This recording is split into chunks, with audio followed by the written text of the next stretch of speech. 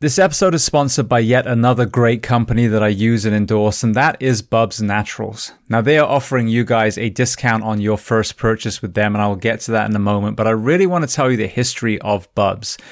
Bubs was a call sign of Glenn Doherty, one of the courageous Navy SEALs that died in Benghazi, and his best friend Sean Lake co-founded Bubs Naturals not only to bring wellness solutions to the community, but to take 10% of the profits and donate to charities in Glenn's name. So I first came across their collagen through Jeff Nichols and had no preconceived notions or biases, but I started to witness in myself. My nails grow faster, my hair get thicker and longer, my skin, I've got very dry skin and it usually cracks in the winter. That has not happened this year. My joints, the aching, the kind of inflammation has definitely subsided. And then what really blew me away was actually my gut health. I saw that improve. And when you think about the gut is 80% of your immune system, that is incredibly pertinent. They have the apple cider vinegar gummies. I also take those. And then the MCT oil in a powder form has allowed me to put creamer back in my coffee after swearing off dairy for years. But when I have this creamer, it's adding energy, it's adding mental focus, so yet it's another supplement. Now, as far as efficacy, they're the only collagen that is 100% NSF for Sport certified and Whole30 approved. So as I mentioned, the discount code, they are offering you 20% off a one-time purchase by using the code SHIELD at bubsnaturals.com. And if you want to hear the full story behind Bubs Naturals and the courage of Glenn Doherty, listen to my interview with Glenn's best friend and Bubs co-founder Sean Lake on episode 558 of the Behind the Shield podcast. This episode is sponsored by First in Wellness, and when it comes to delivering mental and physical health information to the first responder professions, I feel it's extremely important that we get people who are well-versed and experienced in those fields rather than one of us that has been to like a weekend workshop. So the two people behind First in Wellness are Danielle Cook-Kawash, who has been on my podcast, and Mike Salemi. Danielle has a history in nutrition. Mike is a well-known kettlebell strength and conditioning coach. And they have assembled a team of some of the greatest minds in the wellness field. Now, one of the areas I feel that we struggle is simply having a program. Either it's focused too much purely on fitness, or as I mentioned before, it's delivered by well-meaning but inexperienced peers. So First in Wellness offers both group and individual programs that are affordable, easy to use, and they even have a 100% money-back guarantee in the first 60 days. They are offering you, the audience of the Behind the Shield podcast, a discount today on their two online individual programs. Firstly, you can get 15% off First in Fitness. The promo code for that is AFSOFIT15. You can also get 50% off First in Resilience. And the promo code for that is AFSORES50. And you can learn all about First in Wellness and use those promo codes on firstinwellness.com. And if you want to hear more about Mike, Danielle, and their team and what they offer at First in Wellness, you can listen to episode 563 of Behind the Shield podcast. This episode is sponsored by 511, a company that I've used for well over a decade and continue to use to this day. And 511 is offering you guys, the audience of the Behind the Shield podcast, a discount on every purchase you make with them. Before we get to that code, I want to highlight a couple of products that, again, I personally use today. One of the most impressive products they just released is their Rush Backpack 2.0. Now, for many of you, whether you're going to the fire station, the police station, whether you're traveling with your family, whether you're taking training courses, we have to fly, we have to drive, we have to take trains. And I have to say, I own multiple backpacks, many of 511's different ones, but as far as a day pack, this one was the most impressive. There are so many different compartments. The way it sits on your back is incredibly comfortable. If you are a concealed carry person, there's also a spot for a weapon. So they've thought of multiple things that a man or woman would have to do on a daily basis. That is in addition to all of the products that I talk about a lot. Their uniforms, fit for men or fit for women in the first responder professions. The footwear that they offer, whether it's the Norris sneaker or the Atlas system that is designed for foot health and therefore knees and back and hips and shoulders and neck. As a civilian, I live in a lot of their clothes as well. Their jeans stretch. You can actually squat down in them. We live in Florida here, so I wear a lot of their shorts, which again, very, very lightweight material. You can get it wet and it will dry almost immediately. And then moving to the fitness and tactical space, I used to have just a regular weight vest.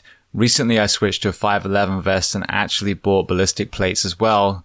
My thinking was simply, if I'm going to have a vest, why not have one that protects me as well? And that tac vest is trusted by law enforcement all around the country.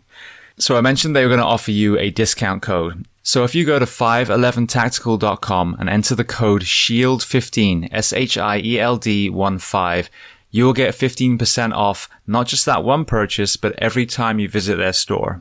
And if you want to learn more about 511, their mission, their products, then listen to episode 338 of the Behind the Shield podcast with the CEO and founder, Francisco Morales. Welcome to episode 576 of Behind the Shield podcast. As always, my name's James Gearing, and this week it is my absolute honor to welcome on the show Doug Orchard. Now, Doug was originally in the tech industry, but he found himself making documentaries. His very first one, ironically, in 2009 was about a flu pandemic. He then worked in the world of fasting and created a film about that. The incredible movie that first hooked me, The Motivation Factor, discussing the impact of a high level of physical education in schools in the 50s and 60s, and the direct correlation it had on their physical and mental health and productivity and their academic scores. One of his other films is called The Power of Zero, which discusses the financial crisis this country is facing, and once again, so much of our debt is related to our healthcare costs. So you can imagine the importance of Doug's lens, and this is why yesterday I posted about this on social media. I wanted everyone to listen to this episode.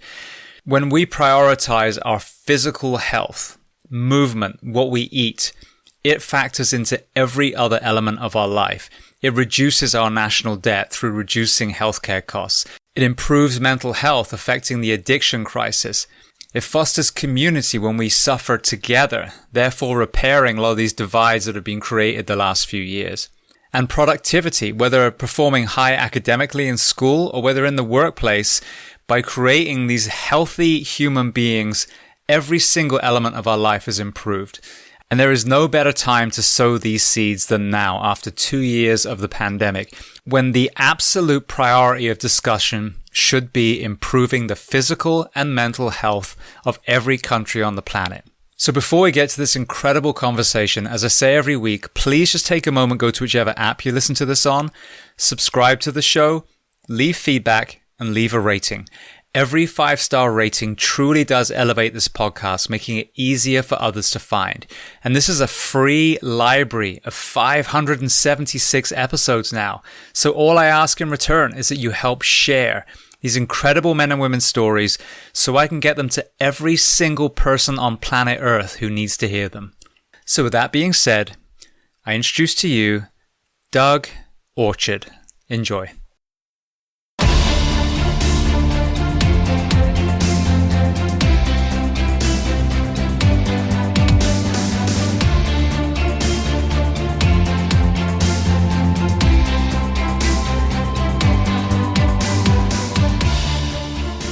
Well, Doug, I want to just start by saying thank you so much for welcoming me to your beautiful home today, thank you. And taking the time to come on the podcast. Hey, thanks so much. It is so great to talk to you. I think we're kindred spirits in a lot of things, so thank you. It's going to be a great conversation. I was listening to an interview you did with 3 military members before when you were making the film, and even that conversation, hearing the pertinent elements, not only from the preparation of the tactical community, but also the health of our nation. So I'm uber excited. But we're sitting in quite a unique space right now. So for people that can't see, where are we geographically? So we're in Ormond Beach, Florida. I had custom built out this studio. This is where I actually do my creation. So we got, cedar wall right there. This is like special vinyl flooring for acoustics. I could fly people out and actually film them here. Ironically, the first audio recording anyone's doing is you and me right here. Well, I'm honored. Thank you. So we're great. But I have this backyard I'm doing all this work on. I used to, when it comes to editing my movies, I used to go off to a forest or someone's cabin or somewhere. I needed to be really in nature because what I wanted to, when you're editing mentally, there's so much to it. for documentary editing, the only way I know how to do that really is you get to the point that all the footage is just swimming in your brain. So you've gone through it over and over and over. It's there. And you don't want to be with another human until it's on the timeline. And that's a 5-day process typically. And at the very end, and we're talking about months of work before you can get to that spot. And so you have to have a break. Like, it's just emotionally taxing. It's mentally, it just sucks the life out of you. And so I found that if I could just be in nature, it was really helpful. So I decided I moved to Florida. I've got my whole backyard's getting fully re-landscaped. It's going to be full on, jungle that looks like Costa Rica. And that way I could just go outside, do some Indian clubs, look at the nature for 5 or 10 minutes and come right back in and keep editing. That's what I did here. That's what my goal. Beautiful. I can relate to that. I gave you the book. I wrote a book just over a year ago now, and it was the porch where I did a lot of the writing. But yeah, I mean, trying to get that thought from your brain, if the moment of, a cell phone pings or a child comes in and asks a question, you just focus is lost. So I totally understand why you need a separate space. Yeah. So thank you. Welcome. So you talked about moving to Florida. I'd love to start at the very beginning of your timeline first, and then obviously we'll get to all your work. So where were you born? And tell me a little bit about your family dynamic, what your parents did and how many siblings. Yeah, so I was born in Sacramento, California, and I spent most of my life there. I grew up within a 40-minute drive of La Sierra High, where I did that whole motivation factor thing. And at the time, I was only 20 minutes away from it when I did that film. So Sacramento, and I'm one of 6 siblings, same parents. They're still married to this day. They're like 84 years old, healthy. Dad was a big track guy, McClatchy High School there in Sacramento, and he was an electrician by trade. And when I was 8 years old, he got in a pretty significant accident. Lucky he lived, but spent 2 months in the ICU. And then it was a 6-month recovery. He fell off a scaffold. The scaffold broke on him, and he landed head first, then arms. The arms were so shattered, they didn't think he was ever going to be able to work again. But his head caught most of the fall. So you can imagine what the situation was with him. And that was the same time my brother, who was a pole vaulter, great athlete, he was 16. He got diagnosed of having a cancer and was told he's going to have 6 months to live. And my other brother just went off to college. So suddenly I'm an 8-year-old kid all by myself, and I'm off in our garden. We had a garden. We had a lot that was right same size as our lot, and next door to it was just a big garden. My parents were big into gardening, health food. So I'm out there at 8 years old. Mom's gone. She's at the hospital all the time. I got a couple of sisters and 3 others. 2 were younger than me. And that's it. And I was out in the garden trying to grow crops, thinking this is how we're going to eat. Dad's nowhere. Brother's going to die, and he's off in hospital too. And it was a really interesting moment, for me to kind of have to grow up pretty quickly. I was the only kid on my block. It wasn't a bad neighborhood, but I happened to be the only kid on my block who didn't go to prison. It's just one of those, how sometimes it's just people get doing crazy things. And so I had these experiences. And one day we had from our church, they came and just delivered a whole bunch of groceries. It was just bags from where we could go buy groceries. And this gal sits down and explains to me, hey, your parents for their whole life been involved in our church, and once a month we do a fast where we don't eat food, and the monies we would be spending on the food as a minimum, even poor people do this, or more if you feel like donating more, we give, and 100% of those funds, 100% are used for people like you right now. You're down on your luck, you need bills paid, mortgage paid, you need food or whatever. She said, hey, you'll never not have food. It's a really cool thing. So when I made the movie Fasting, I gave that church 3 full minutes of explaining what they do and why they did that. And I thought it was a really beautiful thing, how we could end world hunger by going 1 day a month without food. And it's healthy for you. I since learned, fasting was all about what we could learn by not eating every now and again. But I was a recipient at 8 years old. I mean, it's how we ate for months. My dad was out of work for a year, and it was pretty cool. I also saw the value of doing your own gardening and all that. And then while my brother was suffering like that, that's when my parents got into, it was a death sentence. And that particular diagnosis, don't ask me to say the name. It's a complex thing. I've never really learned how to say it, but it hasn't changed. A kid who gets diagnosed with that in their growing years, they got 6 months still. I mean, there's been no improvement. So my parents they went down to San Diego, went to one of those clinics where they are doing wheatgrass and everything else, natural, everything. And so at that time, for a while moving forward, I had wheatgrass every morning. I had juicing every morning. They were big Jack LaLanne fans. Jack LaLanne had a business partner.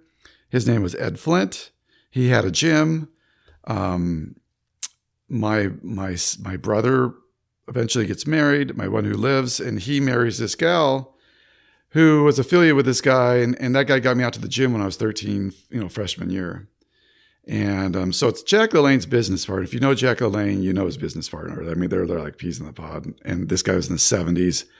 He was the freakiest strong of anybody I've ever met. I've yet to meet anyone at that age who's still like that.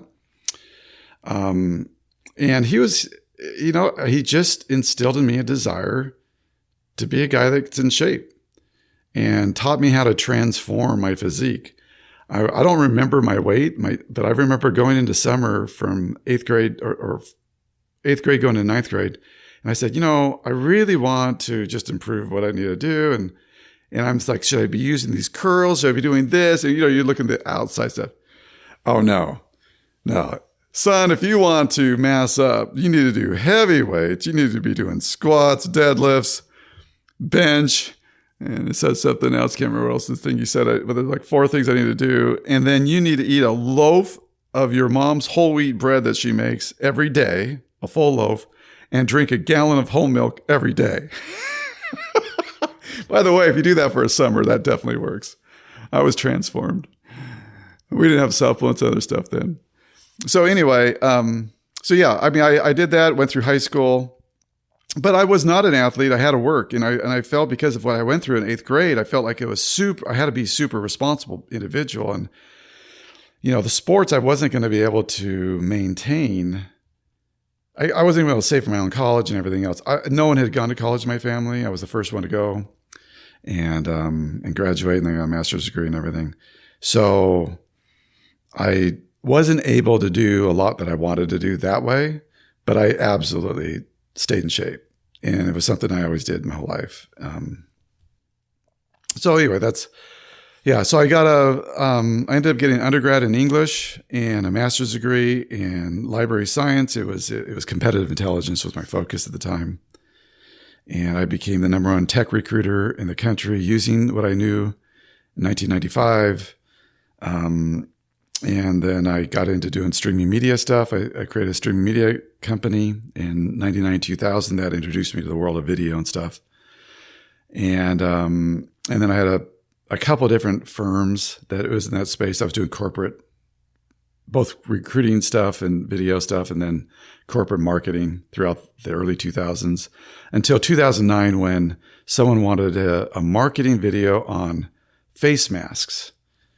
And I'm going to have to stop you there. Yeah. Sorry, the interview's over. All right. Yeah. I'm joking. No, they want to do a face mask. And what had happened was they had gone through the process of getting FDA approval on a certain kind of mask that you could put on that would provide protection from microscopic particulate matter for a virus, something that's so small that's basically dust on the mitochondria.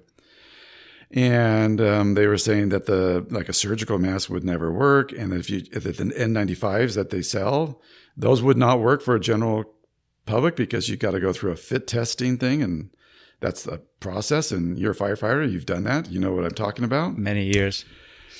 And so they had 3M and Pasteur Pharma had come out with these. They had gone through 185 different facial designs of adults. I mean, this was a very complex process and came up with something that actually any adult could put on if they didn't have facial hair, and they would have full seal, total protection from a virus. And so everyone listening right now, if this ends up being in the film, is probably sitting there going, well, wait a second. How come I haven't heard of this FDA-approved general public use respirator that both 3M and Pasteur Pharma has? And it's interesting because, these guys wanted a marketing video, and I said, no one's going to watch a video on that topic. You'd be better off to do a documentary, a legit documentary on pandemic flu. Talked them into giving me a budget. Made my first documentary, 2009, Truth About Pandemic Flu, with Tommy Thompson, who basically was a partner in that whole thing anyway. And he was the former health secretary and a four-term governor and had been a presidential candidate. And of course, he had his buddies. They're the CDC and the FDA. He knew everybody, all the immunologists, virologists, everybody, the people who extracted Spanish flu out of cadavers. All those people were in the film. I interviewed all those folks, and it was a great movie. And it was really clear what you're supposed to do to prepare and protect yourself in a pandemic. And then we had one. We've had this one. By the way, H1N1 breaks out right in the middle of filming that. Timing couldn't have been better. I've watched what we've done as a country since then, in this, and I was really puzzled. What we've done and how we responded didn't match what they said we're supposed to do. And absent in all of this is this already FDA approved N95 GPU, general public use respirator, FDA approved for the adults. In the film, it cited Time Magazine criticizing us because we should stockpile 65 billion of these, the experts thought, and we hadn't stockpiled them yet for Hurricane Katrina. So this film comes out in 2009. H1N1 breaks out in 2009.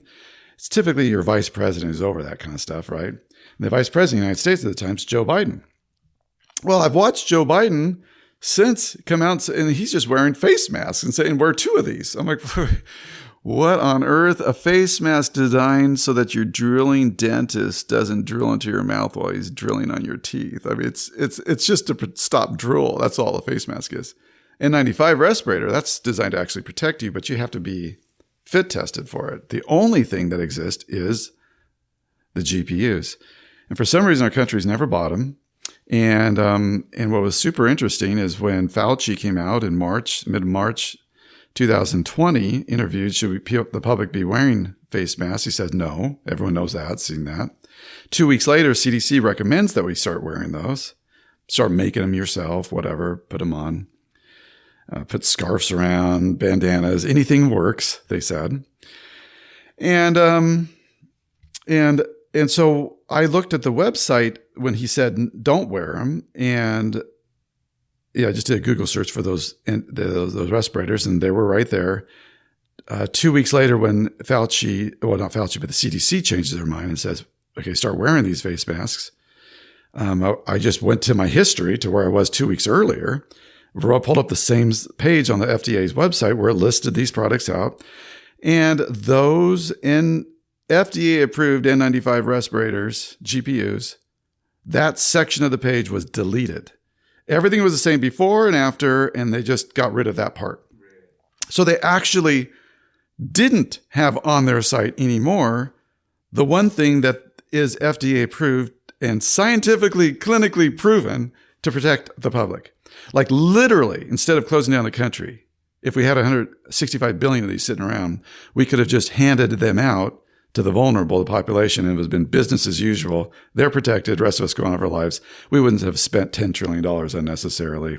And I don't know what we're doing right now. So it's been very difficult for me to watch this play out because, we had the answer already. And so this was like a makeup, I guess, because we didn't prepare as a country for that, which would have been, a couple $1 billion to buy those, in an off-market situation. You couldn't get them now. Nobody could get their hands on them now. I'm not sure, but they must be selling them. Somebody's getting them. Ironically, my mother-in-law watched that documentary I did 2009. It comes out. She's got a whole bunch of these still in her closet to prepare for that day. She goes to the doctor's office or to the hospital for her nursing friends, because she's retired now, but her fellow friends were nurses there, and gives them to them because they couldn't even get their hands on N95 respirators. And people they were making homemade cloth things wearing those in the hospital, which does nothing.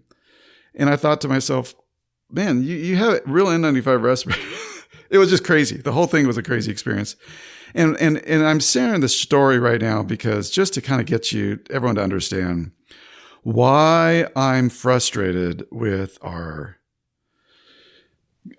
FDA and those in those kinds of positions who are in the position that we're paying them in tax dollars. We support this to provide us with the information we need for our health and the choices they've made to, in many cases, and by the way, everyone's like, well, where's that documentary you did? Why don't you just release it? Yeah. Someone show me the platform I can release that movie right now. Where would that be? Would that be Spotify? Not anymore. Would that be Amazon? No, it won't be Amazon. Would it be YouTube? Or where would I put that thing? Where it wouldn't be ripped down within 2 days. And where I'd still be able to go out and do work, and not be labeled this, whatever, even though it's the FDA in the film saying it, and it's the CDC, and it's, you're sitting there going, wow. So if they're prepared to actually go so far as to delete what we do know from their site the day they say put these out, and I kind of get maybe why they would do that. It would just be like, okay, well, we can't tell the public this is what you should get. There's no way the public can get it. Like they're just gone. They're off the shelves. They're just gone. They already would be gone. So why frustrate everybody? And then so that you tell them the next best thing, just put on whatever. But the problem with that is it's a lie. Like it's a lie. If you tell an older, vulnerable person or immunocompromised individual, put on a surgical mask and then go ahead and sit right next to somebody on a plane, you're good. You're lying to them. You're absolutely lying to them. And so you would be better off not to be wearing anything and go by your distancing and everything else than what we did. So that's a little bit about, I could go on and on about that, but anyway, it's out there. Yeah. Well, I mean, it's such an important perspective, and I want to get to, the part which isn't discussed, which is underlying health, which is, a big part of your next film. So, but just touching on that for a second, I've seen the Polaroid. There was a wedge driven by the previous president. There's a wedge driven now, and it breaks my heart because, I mean, I heard you kind of mention this in one of the previous podcasts too that you were on.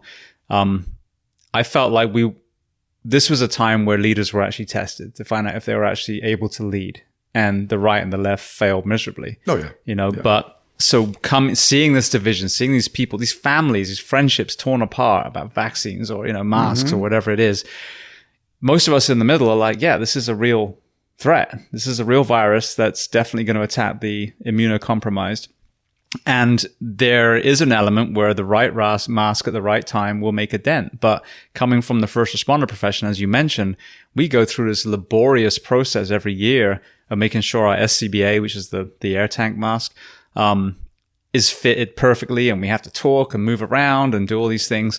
And then we do the exact same thing with the N95. And they spray this kind of bitter compound in there that if we smell, then it's not the right seal. And that's a one-time use mask as well. So then coming from that background of, somewhat expertise when it comes to having masks stuck to your face, I see, crocheted masks and, I mean, I'm assuming people were using toilet paper as masks because those were all gone too. Right. But, and you're like, can you smell smoke from the person over there? Those smoke particles are so much bigger than a virus. This isn't an argument. This is basic physics. I mean, it was so maddening because you want people to be protected. But as you said, that was a complete fictional story that was given to them. And so now you've got people mask shaming who on their own face is something that's actually doing nothing whatsoever versus, as you said, pooling your resources, protecting the people that actually need them. And then the rest of us just, getting the flu and moving on, which, and our kids, thank God, that was a great news. They were not getting negatively affected apart from, the type 1 diabetics. And, and that again, you protect those vulnerable people. There's 125 kids who passed away as of last, 3 months ago to date. And that's a pretty small number given how many infections it is. So you're right. And less than the flu. So that's a fortunate thing. A bunch of focus on them.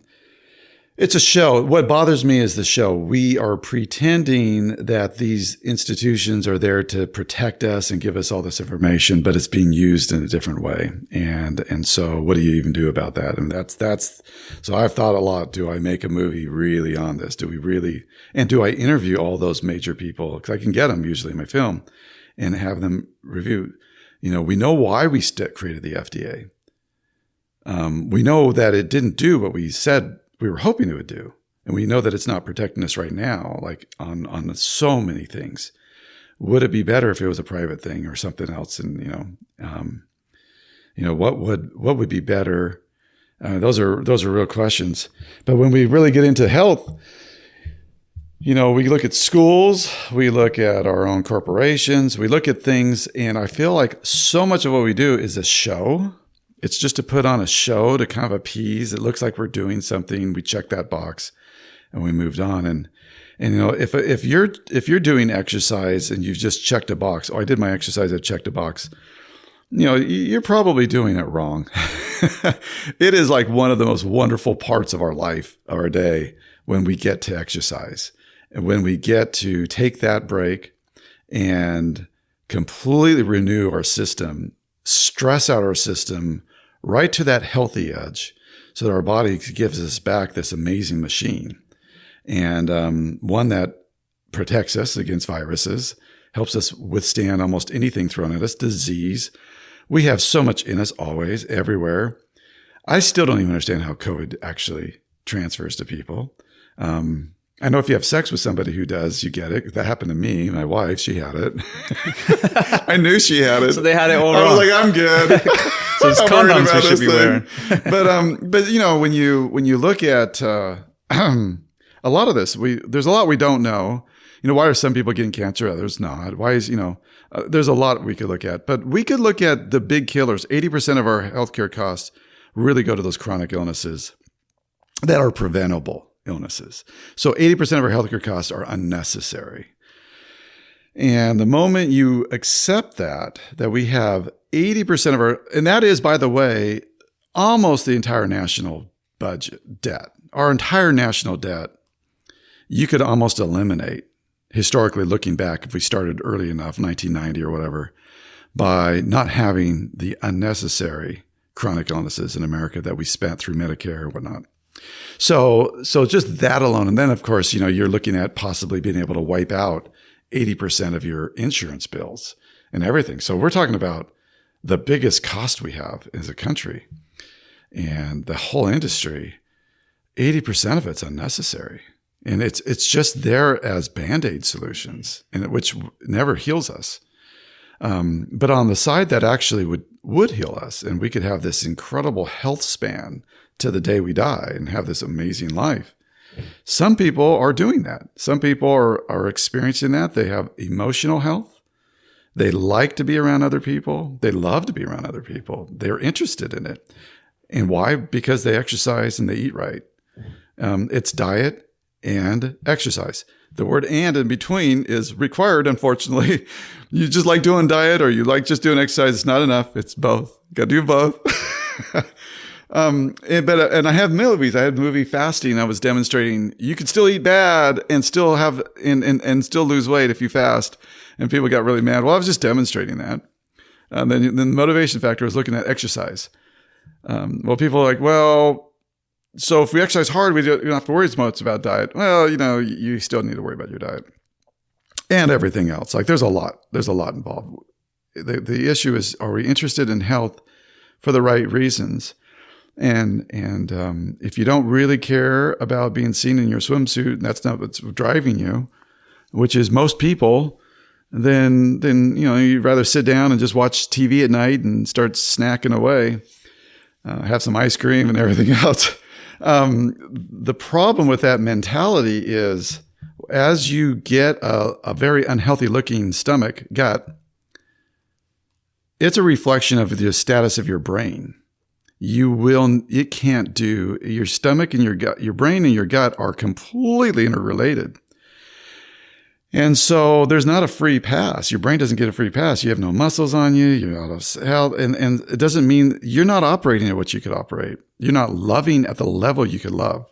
You're not having friendships at the level you have. You don't have the compassion and the empathy.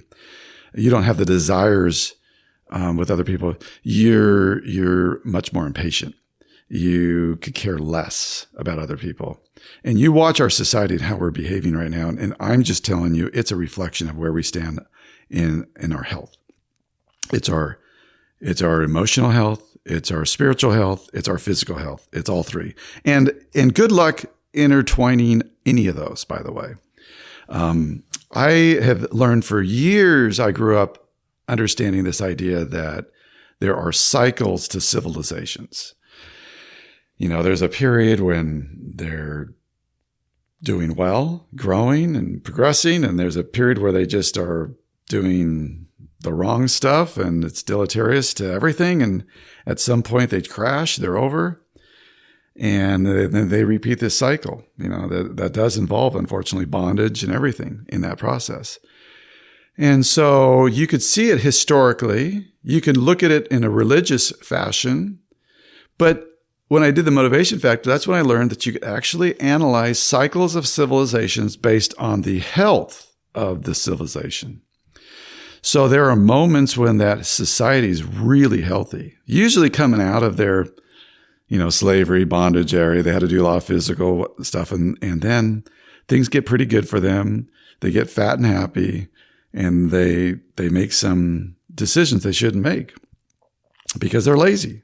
They have their ease gets to them. They're not willing to put out the efforts anymore. And so the whole story could be told just by our physical health abilities and what we're doing as a people. And we could say, you know what? Where are we as a country today? Where's this country today? And you can kind of see which country is going to be, where their story is going to be in 10 years from now, based on the health levels of that people today. Because, again, you can't separate the brain out of the equation. It's going to be reflected in the quality of the work, the customer service. It's going to be, the amount of actual real innovation, which takes serious effort, serious risk, innovation, money, all that stuff. People who are fat and lazy, I'm speaking, metaphorically, they're not going to be willing to make those efforts. And so we're seeing right now as a country, everything we've been predicting was going to happen. It's already manifested. It's already starting to happen. But unfortunately, it gets much worse over the next 10 years. So these are serious issues, and the right place to start is with ourselves and our family and anyone we can associate with. And the right way to do that is to show the positive side to being healthy and exercising and being together with groups.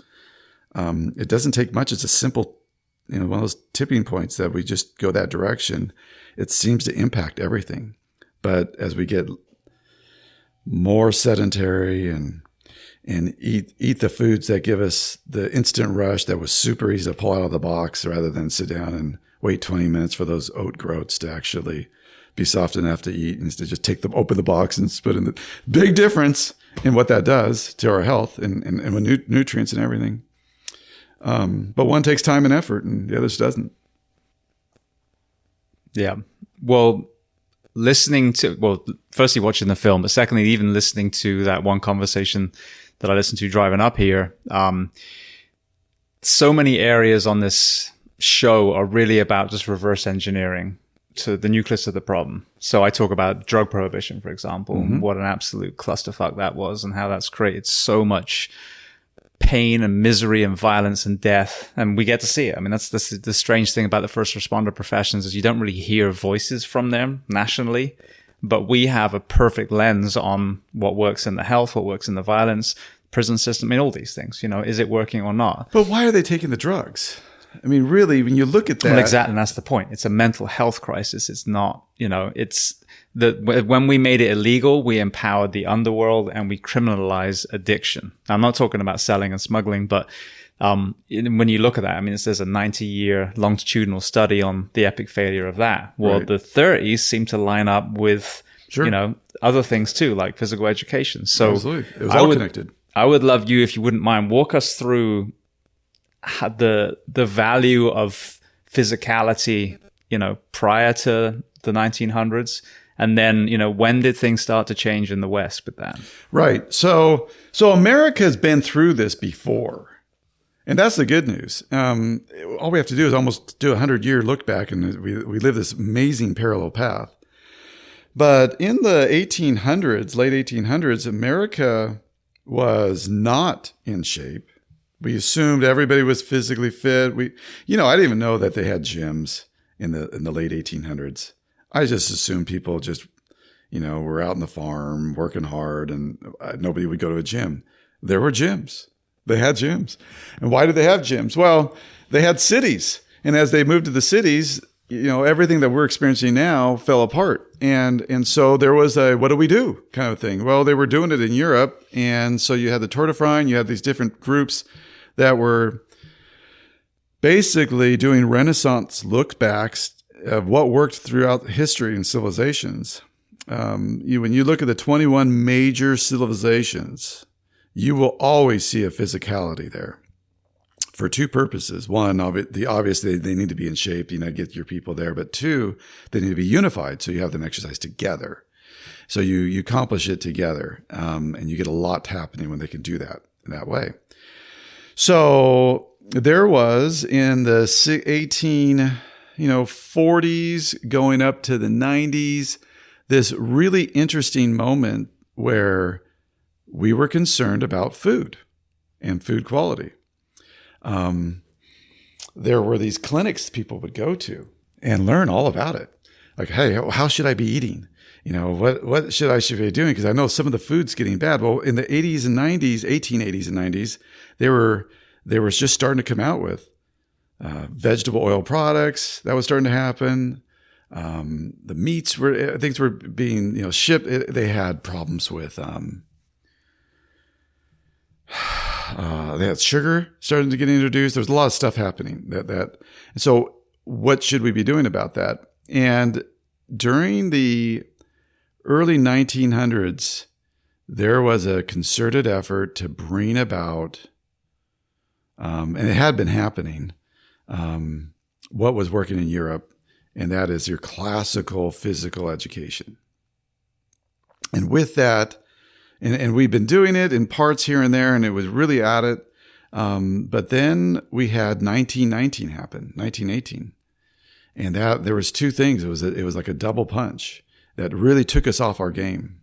Because you go back to 1910, and go look at us compared to other countries, and we were on point. We were doing great.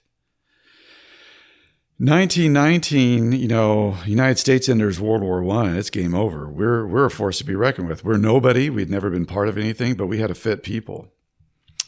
And but then you have the Spanish flu breakout, and you had a lot of fear. You had a lot of fear in society. And after World War I happens, which we got dragged in because of Europe, the country becomes disillusioned with Europe and all things Europe. And we had these gyms, and in the gyms, there were things like Indian clubs and Persian meals and wands and, gatas and all this old school stuff, dumbbells. And it all gets replaced with balls and sports because all that other stuff came from Europe, and they didn't like Europe because of what happened with Europe. Spanish flu everything comes from Europe, right? We hated what just happened to us.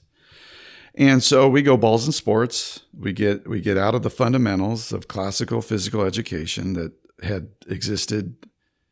We can't find the beginnings of them. We really can't. It just seems like a really well-functioning society always had some elements of the same stuff. And so we stop, and that's our situation going through world 30s. There were a little bit of Renaissance as we saw Muscle Beach. The first beginnings of Muscle Beach was a look back to what was working at one point. But there was a guy named Griffin, and he was there in Redwood City. He was a guy that was kind of doing what always was happening that they knew, the original classical physical education. He never stopped doing it there. But most places we got out of it. In the late 20s, we have a film that's in the Motivation Factor, and it is a propaganda film. And it's showing elementary schools and the kids doing, hopping exercises for their feet to help the arch in the foot. And it's helping them elongate the spine, by hanging upside down and doing all these things that we know to work. And they were correcting posture from one semester to the next. The school teacher, they saw, hey, this kid has a school posture issue. Okay, let's use the physical fitness protocols that we know about. And they were using that was physical education was doing. They were fixing kids in all these places. So that's where we used to be. But they had to come out with this propaganda film because, and it was Beverly Hills school district that did it, because it had already stopped by 1926. We had stopped that fast. Anyway, it didn't exactly start again. Enter World War II. Well, we got a big problem then. And so there's this monster effort to go back and bring these people who actually knew what they're doing, get them back in the military, and figure out how to quickly get people in shape. And so there are a lot of people that got interested in physical fitness and stuff because of World War II. And then they went back and they started, getting jobs, and they're school teachers. Well, you had a number of people. You have Eisenhower as president of the United States. There's this back doctor named Hans Kraus, and he came from Germany before World War II. He basically fled Germany just before it, and he does this study in the United States. He's kind of a famous back surgeon doctor. He does this study in the United States, looking at six essential things a person must be able to do. If you can't do all six, you will have back pain in your lifetime. And they do a test, and they go over to Europe, and they're finding their kids are getting maybe 8% of them, 9% of them are failing the test, in Finland, different places. United States, it's 54%. Eisenhower freaks out. By the way, they did that test again in 1984, and it was 84%. Ron Jones did that test about 5 years ago to every kid who could test, and they were all failing. Like there's a reason why we're in bad shape and why people are having back pain. Is we can't do fundamental basic things. But again, that test was given in Finland, and they were doing like 8% were failing. And that test, if it were given today, they still would probably be doing really well compared to the United States. So we got a problem that's becoming worse. So Eisenhower sees this, and he creates the Presidential Fitness Council. Like, we got to fix this problem. Let's create a Presidential Fitness Council. They bring in really impressive people in that first group. They're trying to get it, but, it's politics. No one's getting anything done. Right about that time, we have Kennedy, John F. Kennedy. He's a senator, and he's really concerned about it. He has back problem, and his back doctor is that Hans Kraus. So as you imagine, Kraus is feeding him, every time he's seeing him. And so it becomes an issue for Kennedy. And so Kennedy becomes president. He's visiting Aerojet out in Rancho Cordova, Sacramento, right by where I grew up. And he has a chance to go meet with Stan LaPrade, who's a coach at La Sierra High, who was doing this exact classical PE system that this Griffin guy kept doing in Redwood City, California. Well, the only difference is Stan LaPrade was a brand new, out of college guy, out of military. First job was over there with Griffin. Learned and then he gets his own job being a head coach, head PE for this new school, brand new school in Carmichael, California called La Sierra High. And it was fed by 3 military bases, all the kids. So you had all the parents were military-esque. The superintendent had been the captain of a battleship. The principal had been, a major guy in the military. LaPrade had been in it. LaPrade had been trained. So you got parents' support. You got all the school support. You have everyone's support. And he had just been fully trained in the system that had never changed. And so he just comes and implements the program without a hitch. Like, it just works. Like, this is no big deal. Everyone's like, yeah, this is great. This is all stuff we're familiar with. They have no problem. And that program existed all the way until the day they closed the school because of districting. They just didn't need the school anymore. And so the motivation factor looks back at that, and John F. Kennedy meets with him in 1962, and he's so excited about what they're doing that he knows he's going to desegregate the schools. We're going to have blacks and whites in the same schools for the first time in the South. And what's that going to be like? How do you suddenly unify races when they're not getting along well? How do you do that? I mean, just be in the same algebra class, does that just solve it? Do you learn unity by integrating the flux on the bottom half of a cylinder in calculus? Like what makes you unified? How do you do that? Well, you do that, obviously, you do that when you're doing physical activity together in motion. And he was classically trained. He saw what they were doing and said, this is our solution. So he writes about them in Look magazine. He writes about them in Sports Illustrated, and it becomes the topic. Like, it's huge. You have the President of the United States making a big push. They follow it in 4,000 different high schools. Well, Stan LaPrade writes the president, and he writes the Presidential Fitness Council a letter to explain how this whole thing works. And the title of his letter is called The Motivation Factor. So that's where the film title comes from. And you look at it, it's all in this letter. Like, it's really interesting what he lays out. In order to motivate people, you need external and internal motivation factors. You've got to appeal to them both ways, not just one side.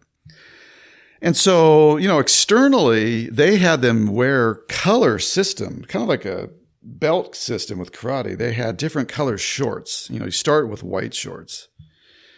And you start as a team, you're part of a team. But you also individually, you want to be able to do some specific things as well that you get rewarded for that are in addition to your color thing.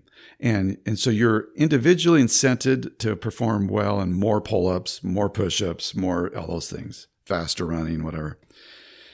But at the same time, as a group, you want your team to progress from white level up to blue level and all these different color, or red, and all these different color levels till you as a group. And they become more challenging, but you have this fundamental base. And the idea is that you move at least each year.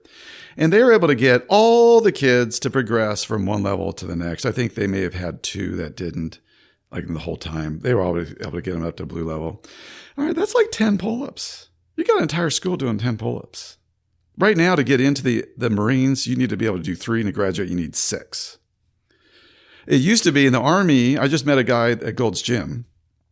He's 79 years old. He could do more pull-ups than anyone I've ever met. He says he used to not be able to do a pull-up at all. He went into the Army, and when he was in the Army, to go to the mess hall, you had to be able to do 10 pull-ups. I mean, you had to do 10 pull-ups. And then you had to do 10 pull-ups every time you ate. So you had to do pull-ups every time you went in there. And 10 pull-ups, or you're not eating. So, you work pretty hard. And they get these kids to be able to do stuff. Well, today, go find any kid and hop on the bar. And if you find anyone who could do 10 pull-ups, you're really impressed with that. Now, I could do 10 pull-ups. I'm 52, but I have always been able to do that. But it's really interesting to see how many today, they can't even hang on the bar. We have people go out and play, and they'll do zip lining, kids. They'll hang on the zip line, they just drop. Like, it's dangerous. We've got rid of pull-up bars in most places because people are getting hurt on a pull-up bar. How do you get hurt on a pull-up bar? How do you get hurt on these things? These are inanimate. They didn't used to hurt people. Why are they hurting people now? They were still human beings. Body parts haven't changed, right? So what we're doing is we're de-evolving as a society, and unfortunately, there are genetic markers that get screwed up. When you become unhealthy and then you keep having kids, you can go the wrong direction as a population. So this isn't just kind of important. This impacts everything. And so I started there, and the motivation factor really wasn't a movie about high school PE. It wasn't. It wasn't to me. It was for us as adults to watch and hopefully motivate us as adults of what we need to do for ourselves and to turn our situation around, because it's a baby boomer problem. Baby boomers will bankrupt America in the year 2020.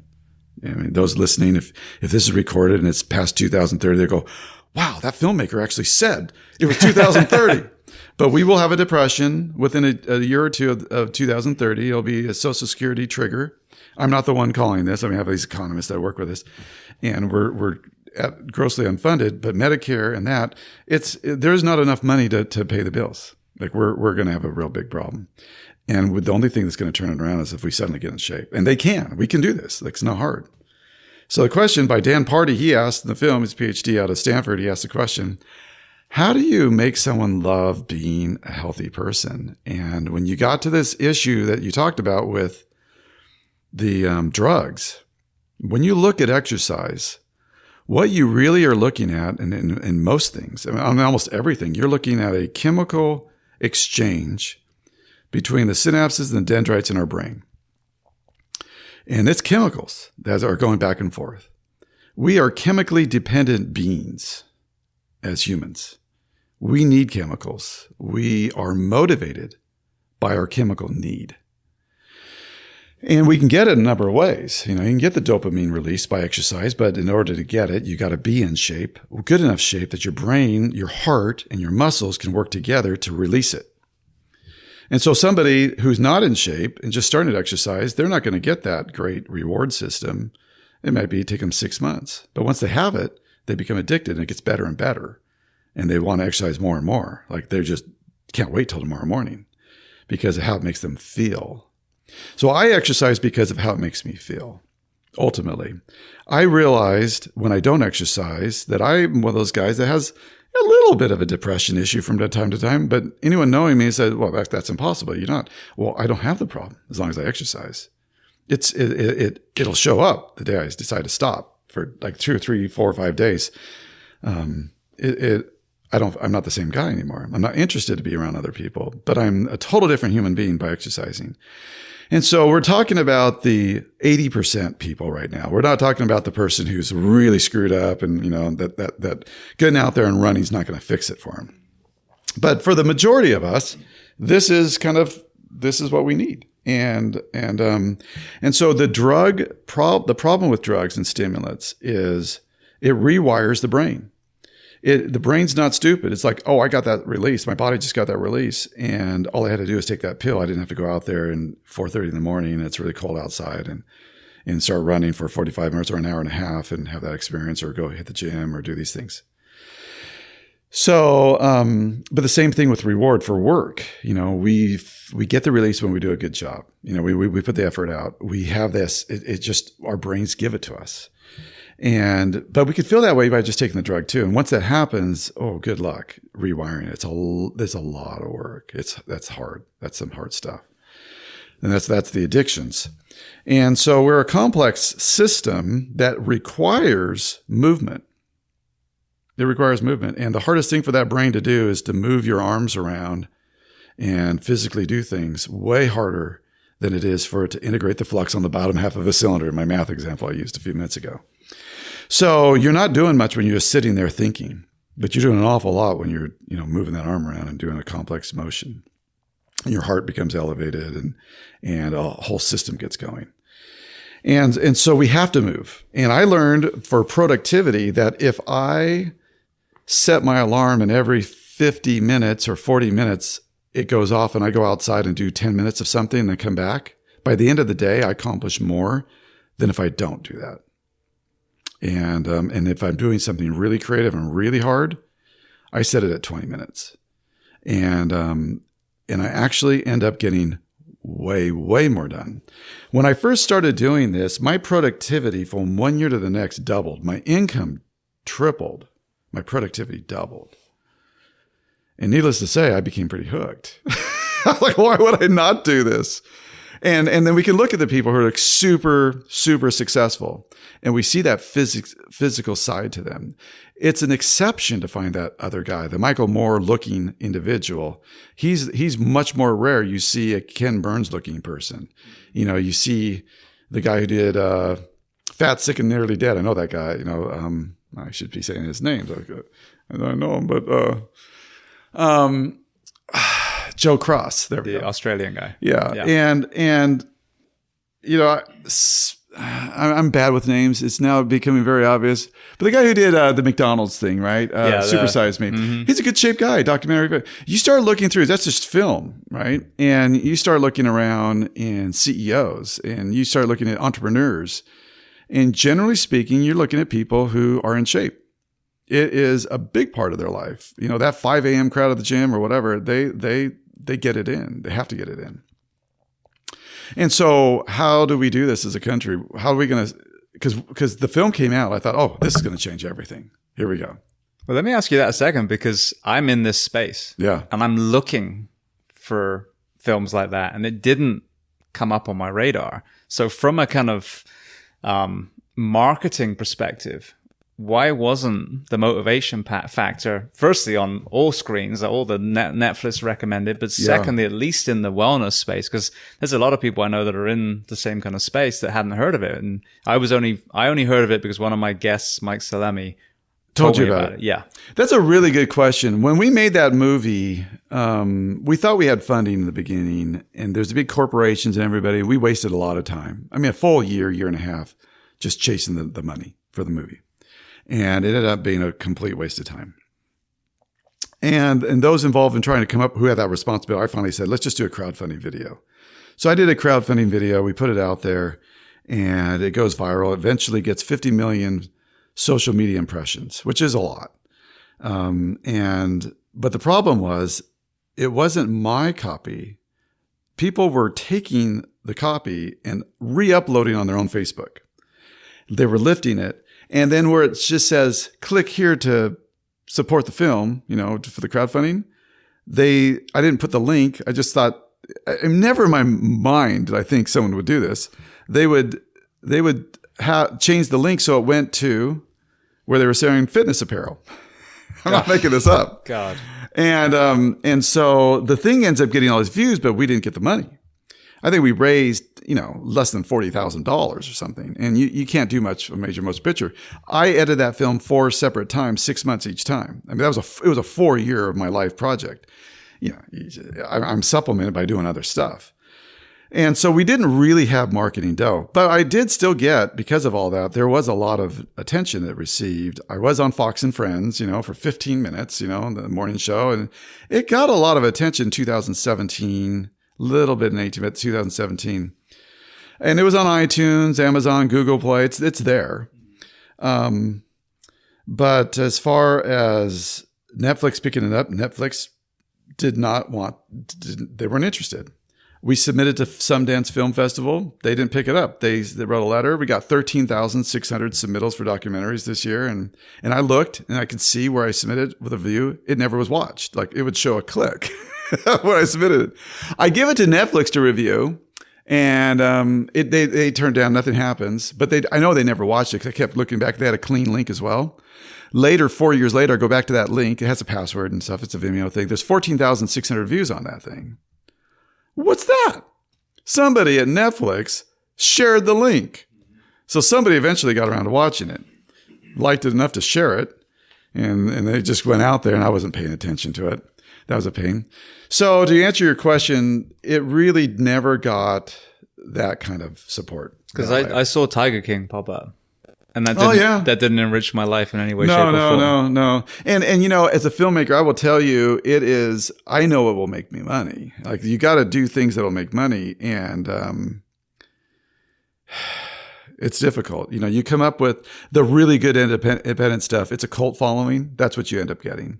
And there's a cult following. I mean, it definitely has that. But it's not, it's the message itself is not one that the academic world wants at all. Well, and that's my point. I felt like, it's a film that should have been seen, especially if there was ever a time to watch this film, it was the last 2 years. Oh. And it may not be suppressed, but the culture is such that the absolute shit that was on a lot of the streaming sites that was front and center, none of that was to do with health, nutrition, mindfulness, any of that stuff. And this would have been a beautiful seed to sow at the beginning, so that 2 years in, we might have a bunch of high schools and middle schools that are doing proper PE. My son is in high school.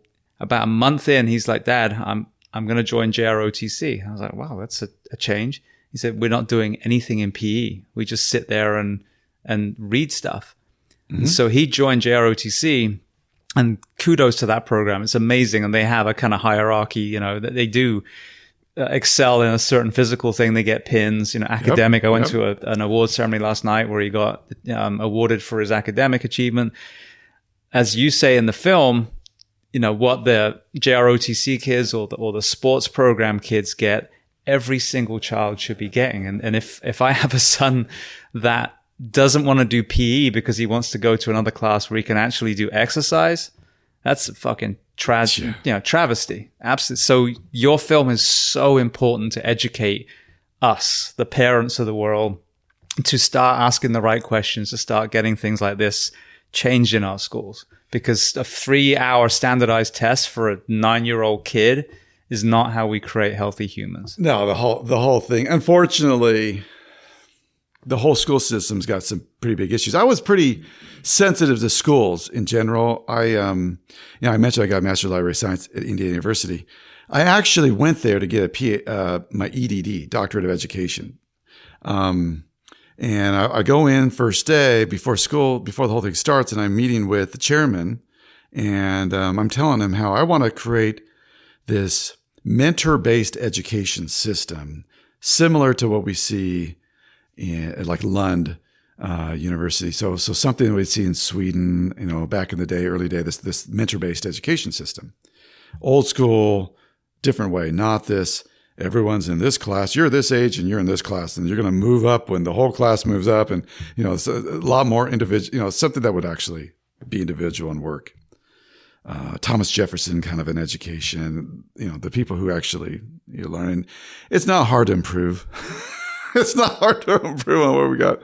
So I tell him what I want to do. And he goes, I got to be honest with you. Here we have a program for you to get your doctorate degree that really helps you navigate within the system. And he says it that way. For example, ED 720. I was like thinking, man, 720, there's a class. Those are high level classes, 720. He says there we discuss how do we interject to get taught what we want taught. And it was the first time that I even thought at that age, somebody makes a decision about what we are taught, or what we're going to do with that time in the classroom. And anyway, in our discussion, I decide this would be a waste of time for me to be here. I'm not going to waste 4 years of life. He says, look, to do what you want to do, you'd be better off to go out, just make some money and start your own school. Like, you don't have to do any of this stuff. Oh, okay, thanks. So went out, got a master's degree while I was there on something else, and went on my way. And my son was in 2nd grade and was not doing too great. He was liking reading, but still was struggling on that SAT-9 standardized test that they gave. It was pretty low on several places. Now, we were concerned about it. And there was a traveling professor from a liberal arts school, the president of it, coming and speaking. We went and listened to him. And at the end, I went and talked to him after and said, hey, my son's struggling. 2nd grade, he's my oldest son, and oldest child we have. What should I do for him? He goes, here's what you should do. You should pull him out of school. Just pull him out. Just pull him out of school and have him read the classics. Classics, like the classics, like capital C classics, Greek stuff, Roman, the classics, real stuff. Okay, well, what curriculum should I have him follow? Well, I just told you, have him read the classics. But like, which textbook? Oh, no textbooks. Just have him read the classics. Okay, so we were so naive as parents and so frustrated with the school in California that I decided to actually do this. And so it's 3rd grade. He's starting 3rd grade, and I give him, hey, here's the Odyssey.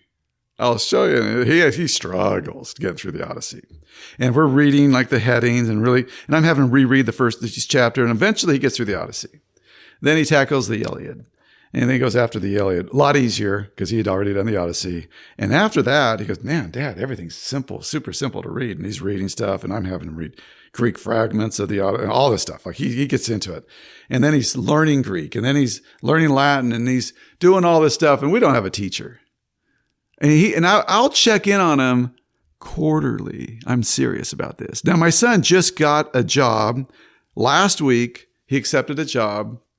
He's 28 years old, just finished his PhD in economics, and he just accepted a job with the Federal Reserve Board in DC. Wow. He wrote his dissertation on inflation, and he's in that group.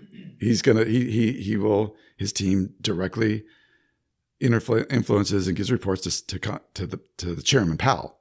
So he's going to be that guy, right? Once he starts there. And so it worked. It wasn't exactly a complete fail. And I watched him progress so fast. And we didn't have anything. We were following nothing. We literally just, here, read this book. And I was checking in on quarterly, inspiring him, keep going. He had to do karate. We had to do physical stuff. But the point is, he did great without anything. And I'm looking at all the money and all the effort and everything we're doing and thinking they're doing scientific. And, oh, by the way, his SAT-9 test the next year, he was already at 90 percentile instead of 25th. And the next year, 100th percentile. So we drop him in sixth grade. He goes into the sixth grade and he starts, they 3 months into it, 3 months into it, the district president, the principal, and the teacher pulled me aside and said, "Hey, Doug, we need to meet with you about your son." And I'm like, "What did he do?" Like, you're just freaking out. And they said, well, and it was just me with them. My son wasn't there. "Hey, we want to know, what were you doing with your son before he came here? Because we think you should keep doing it." Like, what? Well, and the teacher, "We got nothing for your boy. We got nothing." I go, "I thought you have GATE program, this stuff." "Oh yeah, we threw that at him right in the beginning and he's bored with that." Well, he's not like some brilliant kid. He's just like everybody else. In the second grade, he was these are the same kids he was in class with. And now it's sixth grade. He was below all of them. He's the same guy. And so I told him a little bit about what I was doing, which isn't very much. I mean, it's just what I told you, a bunch of classics. But by the way, you're learning from the best. And this is a reason I'm sharing this right now, because this absolutely applies to how we exercise, what we choose to do, how important the motion is and the quality of that motion is. It's not just exercise. The kinds of exercise we do matters tremendously. We have all these back problems, all this stuff, even by people who exercise. They're jacking up their shoulders, they're screwing up this and that. You shouldn't be doing that. It shouldn't be screwing up. There's this thing called rational training. There's this fundamental restorative arts, which was a third of physical education classically. We don't do any of that anymore. Barefoot, for example. The barefoot thing, right? Well, and the hopping exercises to form that arch in that foot so that you can go out and run. And how do you run? And what's the right motion? All those things matter. Anyway, long and short of it, the teacher said he's kind of causing problems talking about the Iliad. He's saying I'm teaching it wrong. I go, well, I mean, you've read it, right? I asked, that's the first question I asked. I knew my son had read it a couple of years earlier. You read it, right? He goes, "I've taught it for 17 years. The district president catches that response. He looks at him, "But have you read it?" Well, I have the reader. So the reader's wrong. The reader doesn't even match that he's teaching out of with what the Iliad actually says. And the reason I say that is we got to understand that whatever we think we know about exercise, it has been watered down and screwed up throughout the last 100 years so badly that it doesn't even represent where we used to be. And just by going back and doing simple first grade basic exercises properly, you watch what happens to your body, your brain, everything suddenly corrects, your back. I was going into a chiropractor 3 times a week, and the chiropractor chiropractors hate spine guys, surgeons. And he says, "Look, I can't fix this. You've got this thing in the bottom of your lower spine and it's throwing you out every day. I can keep doing this every day, but you're not going to be fixed. You're going to have that thing removed." So I never got it removed, but I was doing the Motivation Factor at the time. And Ron Jones, the executive producer, introduced me to Indian clubs and showed me how to really use them. And every day I get this postural correction. It's a total fix. And it's just like going to a chiropractor. My left shoulder, I have these things out of joint. I know when I'm stopped and just haven't been doing it for a few days. I'm not in alignment like I normally am. Everything gets fixed. And I thought, wow, Indian clubs take effort. It's like a musical instrument. You're not really good at it for about 6 months of effort. You kind of learn that. It's not something that you could just pick up and do. Like anything of worthwhile. And so we, but if we don't teach people in school and then, work, if whatever, they provide a gym, but they're not providing instruction. If people don't know how to exercise correctly, they're only going to have, generally speaking, a negative experience. They're going to get injured. What's the point of this? And that's it. It's over. And so their education does matter. And as an individuals, we need to make sure we're going to people who know what they're doing. And the people who know what they're doing doesn't mean they just have a lot of views next to their YouTube account, right? There's more to this. And it doesn't mean that they're just, hey, look at them. Look at their six pack. Look how amazing they are. Yeah. Are they 28 years old? Yeah. So most people doing anything look like that at 28 years old. Follow a guy who's 65 years old that still has that six pack. Now that's the guy to follow. That's impressive, right? So all these things are really interesting to me as I've gone through this whole process about how do we actually change the country? How do you change your family? And how do you change yourself? And so I asked Dr. Rady this question at Harvard. I said, and he's the guy that wrote Spark, all the research about exercise in the brain. And he really is the poster child for that and got a lot of credit of drawing out those 10,000 studies that have already been done of linking exercise in the brain health, better performance academically, better performance professionally, better relationship quality, all those things, right? All the things that we really want in our life that we think are so important. There's no way to get there without exercise. Like you have to. You have to stress your system so it can appropriately stay healthy and do its thing. But just the right amount of stress, not Use too stress. much. Yeah. So anyway, I asked him, so how do you do this? I go, what's the right exercise? He goes, the exercise that they will do is the exercise that they will do. So you start with that. You start by having people exercise. So if I had one wish, it would be that we could start doing real exercise at the most fundamental classical level, and that we don't worry about anything else. We just look at the most basic motion exercises, and we have all the kids in school go through those basic motion exercises the right way. Teach them how to do it. Teach them how to be posturally correct. Teach their feet how to get the arches back, go back and do that for them. Because that's something that they could take with them the rest of their life. That's education that's really valuable. Yeah, that I would start with that. I wouldn't be so worried about whether people can do 20 pull-ups and all these other things, but they're absolutely going to have to get off the ground. Your spine is being compressed every day by gravity. You have to be off the ground to decompress it. It releases things when you do. You feel a certain thing that happens. So these are very important things to do. That's going to be grip strength. That's going to have to first start by them just hanging on the bar till they can hang for like a minute before you even think about pulling up. And then learning how to do a scapular pull up because you're not pulling from your arms. You're pulling straight from here. And learning how to do these things correctly. That's going to involve actually the teachers knowing how to do that. And so we're like preschool level. Like we kind of lost all of our knowledge. So it's bad. And then my film, it shows that there was one last school still doing that, Prescott High School. Well, tell me about that because I know there's a sad story. Yeah, so Prescott High School, they went up and got trained in the 70s, late 60s, early 70s at La Sierra. They brought it back to the junior high level. They kind of watered it down a little bit appropriately for junior high, but it all was there. And they had a phenomenal system, and it was unchanged all the way up. Time I was filming them, everything was great. As we were getting close to COVID, the coach there gets a little bit frustrated, calls me up one day. He said, Doug, you won't believe this, but the superintendent is just made PE optional. I go, right, because of COVID? No, period. He goes, here's the problem. We've been banned from having PE. Like the schools, everybody went virtually. So I only have, he only has 2 years of students. So we were in school for a little bit, and then, we had to end that semester early. Then we had the new people. So we're only dealing with the 7th graders who are now 8th graders in that new semester, if you follow kind of how COVID went. So those are the people who have to teach the next generation, right?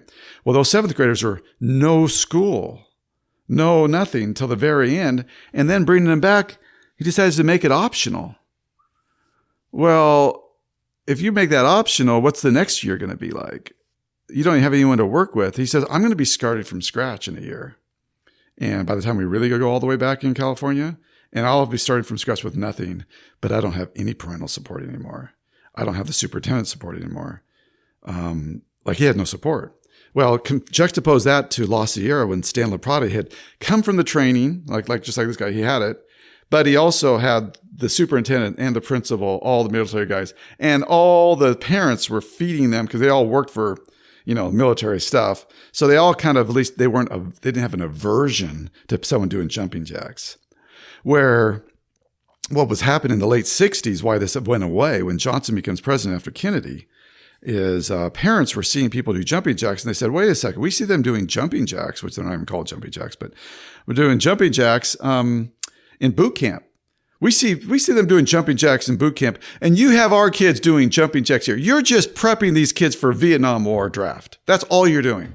That's what this is all about, which is unfortunately not true. Turns out you need to be physically fit for reasons other than killing people.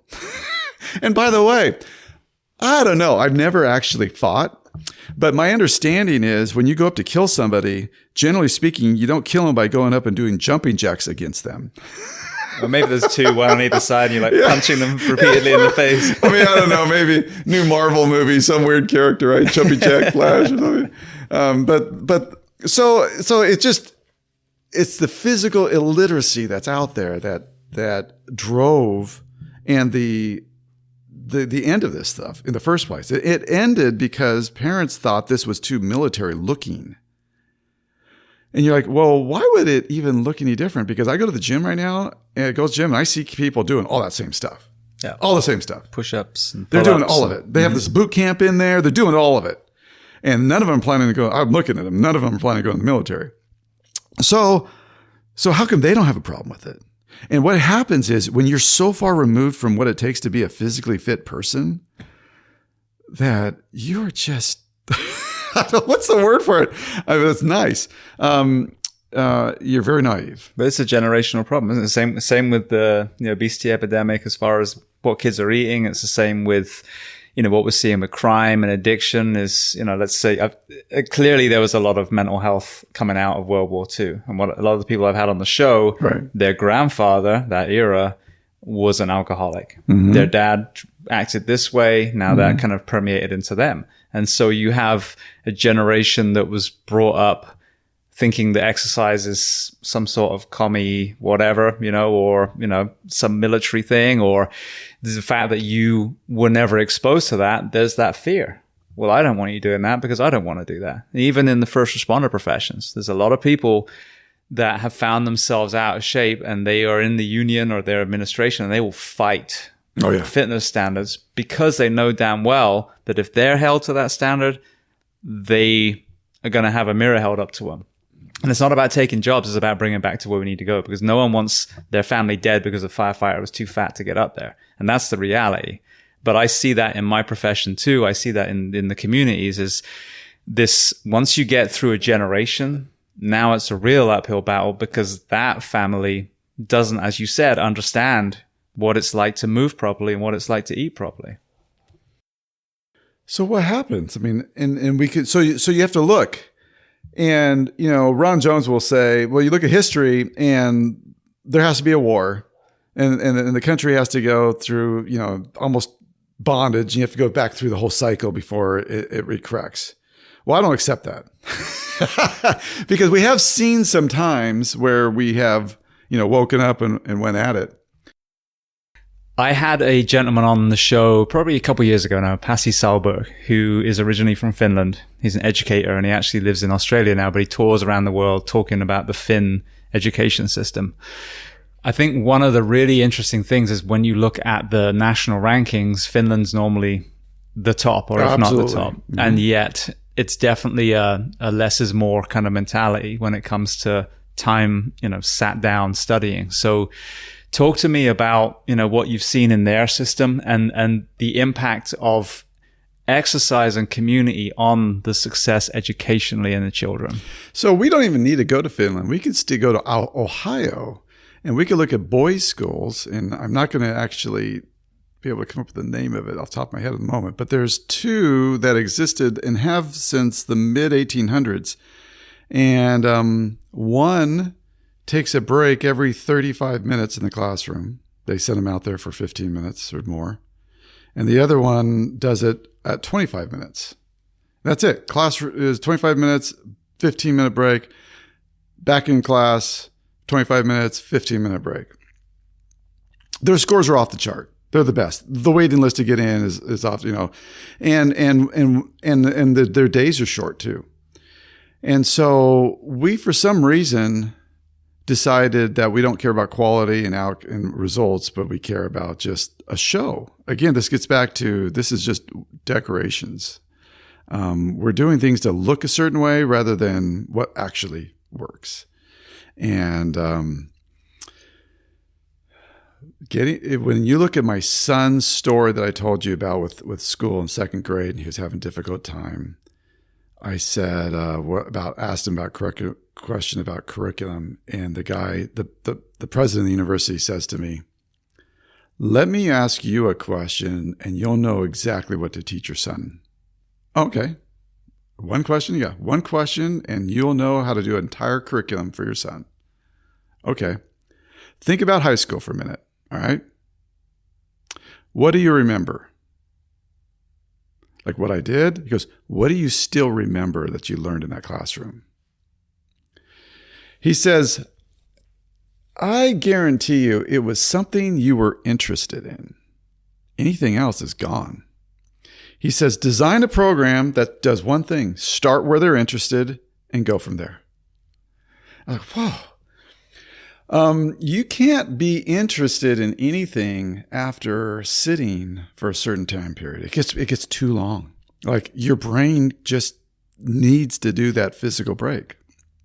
And so the work day, the way we have it scheduled, is too long. The sitting in classrooms is too long. So Finland gets better test results because they don't have their kids sit so long. It's that simple. Their brain is capable to learn. The more physical, you just have to have this break. So now, like, I try to explore, well, how short can it go? I mean, I get excited. So that means if I don't like what I'm doing, I don't have to sit longer than 20 minutes. Like, I'm not going to improve that anyway. It suddenly makes things more doable for me. I can be an adult, sit down and do that thing I didn't want to do. And I'm going to be able to have a break for 15 minutes right when I'm done. And I'm going to be better off than if I sat there and suffered for a full hour or 2 hours or 3 hours through this thing. So anyway, that's helpful. I don't know. Sometimes I think, well, man, hey, church, let's keep the talk shorter. Let's start thinking of all these different things. We should just be a little bit shorter and brief and to the point. But the reality is our attention span's short. And we are not benefiting from these super long, drawn out classroom experiences. So tests go up when you exercise. You get the highest test scores the closer you've been to physical exercise. They will go down and down and down, So if you have a kid who's going to take a test, it's a super important test. You might want them to actually exercise just before the test. Go swim, do whatever they can. They can have dripping wet hair and go into the test, and they'll do better than if they crammed all night long, studied, no exercise, and then go and take that test. They'll do better the other way with exercise. And so will we in everything we do. And so usually before interviews, before I do anything, I always exercise before I go out and film and do interviews with people. I have to, because my brain needs to be firing all cylinders and working. It won't work if I just kind of wake up and go, I don't know. I mean, just read, or I have to get the physical side to it. Am I right in remembering that the term you used in The Power of Zero, I think it was presenteeism? Oh, that's motivation factor. Presenteeism. Oh, okay. Yeah. Presenteeism is a condition where you're present, but that's it. Brain's not there, and that's what's affecting our productivity in the workforce today. Presenteeism is a condition where you are just not feeling like doing it today. And that's happened to a lot of people. And the best way the best antidote to that, the best way to cure yourself of presenteeism is to be in shape, to get in shape, and to exercise and take more breaks. And so in a lot of ways, we've been talking about that the whole time and everything I've been saying. But that's presenteeism, and it is a disease that's affecting our entire work culture. And now, with COVID, post-COVID, now everyone's just at home. And if they're not even walking around to get a drink, they're not walking way down the corner and around the bend and down the flight of stairs to get that water cooler experience and walk back, they're not even getting that anymore. Now they're just sitting there and they have the water bottle sitting next to the computer and they just sip on that all day. And then there's the bathroom like 5 feet away from them. They go to the bathroom and there's no movement or motion. And good luck if you had a tough time with the product and you're calling them and that's the person you're calling for customer service. Good luck getting much compassion out of them. There's just not much. They're hardly a human being anymore, especially by the end of the day. So we do need to. So if I were to, in fact, I tried. I had a professor at an MBA program, and they were interested, but they didn't actually do it. And I said, look, you could do a study and look at how much movement you should do as a corporation, employees. And impact productivity. Like what does that do to your actual bottom line? Like, can you measure that? And it's a super interesting thing to do, but you got to talk everybody into it. And in the end, that's what you kind of learn about. The things professors study are the things that they're paid to study. All right. So this is a money reality thing at the moment. It's not like most professors can just decide, I'm going to exert this much time and attention, and I'm going to look at this question. What they really want is a grant out there, paid for by a corporation that wants someone to look at this question. And they want to win that grant, and then they got that money to look at this question.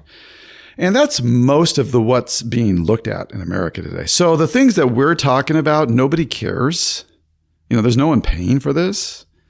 No one's paying for it. But I always thought, man, McKesson or some major consulting firm, they ought to actually have a division and they actually redesign that workforce so that natural movement's there and you would see dramatic increase in productivity. But I mean, that is the case, but it'll be a long time before we're there, I think. That's like an Elon Musk kind of a thing, a company that actually where people think and try something new. But yeah, but for us individually in our life, we should think about that.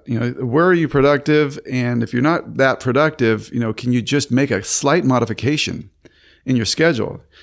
Some of us have like an hour and a half time to sit down and just read something, but we would never think I should disrupt this midway through and go out and do like Indian club break or go do, SE routine or some jumpy jacks or whatever. You don't think like that, but you should. During the movie, you're watching a movie. Okay, pause. What are you stopping it for? We're at that mark. It's got a whole hour left. Yeah, well, we sat way too long. We probably should stop 3 times during this movie. Not that we care about productivity when we're just sitting around watching nonsense, but anyway. Well, you talked as well about the integration with JFK, with the integration of schools. One thing I've observed in the multiple departments I worked for was when the bar was held very high and when we suffered immensely together, there was absolutely that bonding, that community. So when I watch the Motivation Factor and see the students of La Siena, all in those teams working together, trying to level up to each, color level, I can see how that would positively affect mental health, how it would kind of remove ridiculousness like, sexual or racial prejudice or anything because, we're team alpha or whatever it is. And you see that on the football field. People, narrate how racist the NFL is or whatever. It's like, well, dude, you're all playing as a team. You all seem to be doing well. You're all getting very well paid. I think, there's a bigger picture than this. So the suffering together element, I think, is huge. What was the outcome of these PE programs in fostering the community? So La Sierra High, when I first started looking at that, I interviewed 200 people on the phone before I even started doing filming or anything else. And part of that was they started calling me. They found out I was doing this and they kept sharing the number around. I'm like, I'm doing something else. I don't have funding for this movie yet, but here it is. Here comes another interview. And they walk down memory lane. And one reoccurring theme I got that really it was like fireworks going off. One of their fellow students gets cancer, and this person from their school class comes over. Now we're talking about 40 years later, right? They'll come over and mow the lawn. This person's coming in, and then they just all network together and they all take care of this person. Now we see that in like maybe a church community. We'll see something like that, or a family, they take care of that. And maybe a really tight current sport team. Guys, they're part of a team, pick up whatever that is. And they all take care of their fellow teammates or something like that. You don't see something that stopped 40 freaking years ago. And hey, one of our fellow La Sierra alum just got cancer way over here. They're 10 minutes from you. Anyone want to go over and mow the lawn? Oh yeah, I got this. And I'm taking care of this, and I'm bringing in this, and hey, and that's what was happening. So this idea of community, right? Community. What is community? It's unity, right? It's unity. And for the common good, it's unity for the common good. And when you think about what's the purpose of government? I mean, why do we have our government? Why do we do this? I mean, what do we say that we really want? Well, we want security. We want to be able to protect it. We want to be able to live our life. We want it to be better than if we were just all for ourselves. And so community, and this idea of unity, is something that you experience as well as have a desire for because of your physical health, mental and social health. Like those are all conditions that have to be there for it. So we desire to be participating in a community because we've participated in the community. I became interested as an individual in this idea of not eating food once a month and saving at least, even when I'm super poor, the money I would be spending on that food and giving it to someone else who's poor, who doesn't have food, that I know 100% of that money is going to be used to help them. Because when I was 8 years old, and I was out in the garden trying to grow crops not knowing and not being able to express as an 8-year-old my concerns. My parents would have so alleviated my concerns. Like it would have been fine. We weren't going to go hungry, but as an 8-year-old, you don't know that. You don't know how to talk to adults sometimes. Right. But I saw it. I experienced this unity, this community of what happens. And so as a society, we need to experience it, and we experience it in a uniform basis together on the field, and we can through PE. And that's what was interesting is the other thing is when I interviewed each of these students, these alumni at La Sierra, all of them had a story where life got thrown at them. Yeah, a diagnosis for cancer or a surgery that went bad or whatever, some form of life, a job loss and all the things that happen, death, loved one. All the things that happened to us, and we all look back to where we learned to have some grit. And most of us learned it, some of us learned it over here. We typically never learned it in algebra, but we learned it somewhere, right? And all of them would point back that they learned it on the PE field, in their PE class. All of them. We're talking about thousands of students saying the exact same thing. And suddenly I was like, wow, if you want to teach resiliency, and when we say, what's the purpose of this government? Well, the purpose of the government isn't to go bankrupt. The purpose of the government is that everyone be miserable because the vast majority of our society can't even take care of themselves, that they have one problem come up and they can't handle it. And everybody's drug dependent. They just want to be drugged up. They don't want to deal with reality. They want to kill themselves because it's too hard to deal with. And we go through the whole of an unhealthy society. We want to be part of a healthy society, and where those safety nets are minimal because people are resilient, they can handle it. Well, they taught that in PE. They taught it. It was a uniform method of dealing with the hard parts of life, and I thought, wow, that's a solution. Now that's a solution we are actually looking for right now that cost almost nothing. It cost almost nothing to do with this. This is a program that didn't even have balls. It didn't have balls. I think you needed like a whistle, and the kids had to buy some different colored shorts or something, but those could have been done with you could have just dyed a belt each time or whatever. There's a lot of ways around this thing that you could have made it pretty easy. So it's an interesting thing when you think about this. Like, what would it do for our society? Where could we go as a society if the vast majority of us were operating at our potential health-wise? And as a consequence of that, we wouldn't be plagued with the financial debts that we have as a nation, where 80% of our debt and 80% of our healthcare costs is on preventable stuff. If we had none of that, I mean, you're talking about none of that. You're looking at just take whatever people who died from opioid addictions, get rid of 80% of that. So now we're in a manageable number, right? You can look at the homelessness situation and you can factor in there's a big element there as well that started, with this drug. So in all these things, one could argue that, we could probably see maybe as much as 80. This is going to sound crazy, but when I went through the film, it really did open my eyes. I was like, we could see 80% of our problems go away because they're all intertwined here. I mean, we're talking about domestic abuse. We're talking about bullying.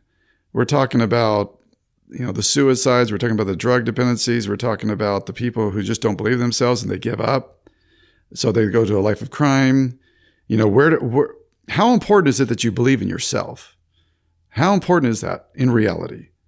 Like, that's a faith thing. If you don't believe you can succeed, you won't put forward the effort, and you'll just sit down and watch TV all day and do nothing.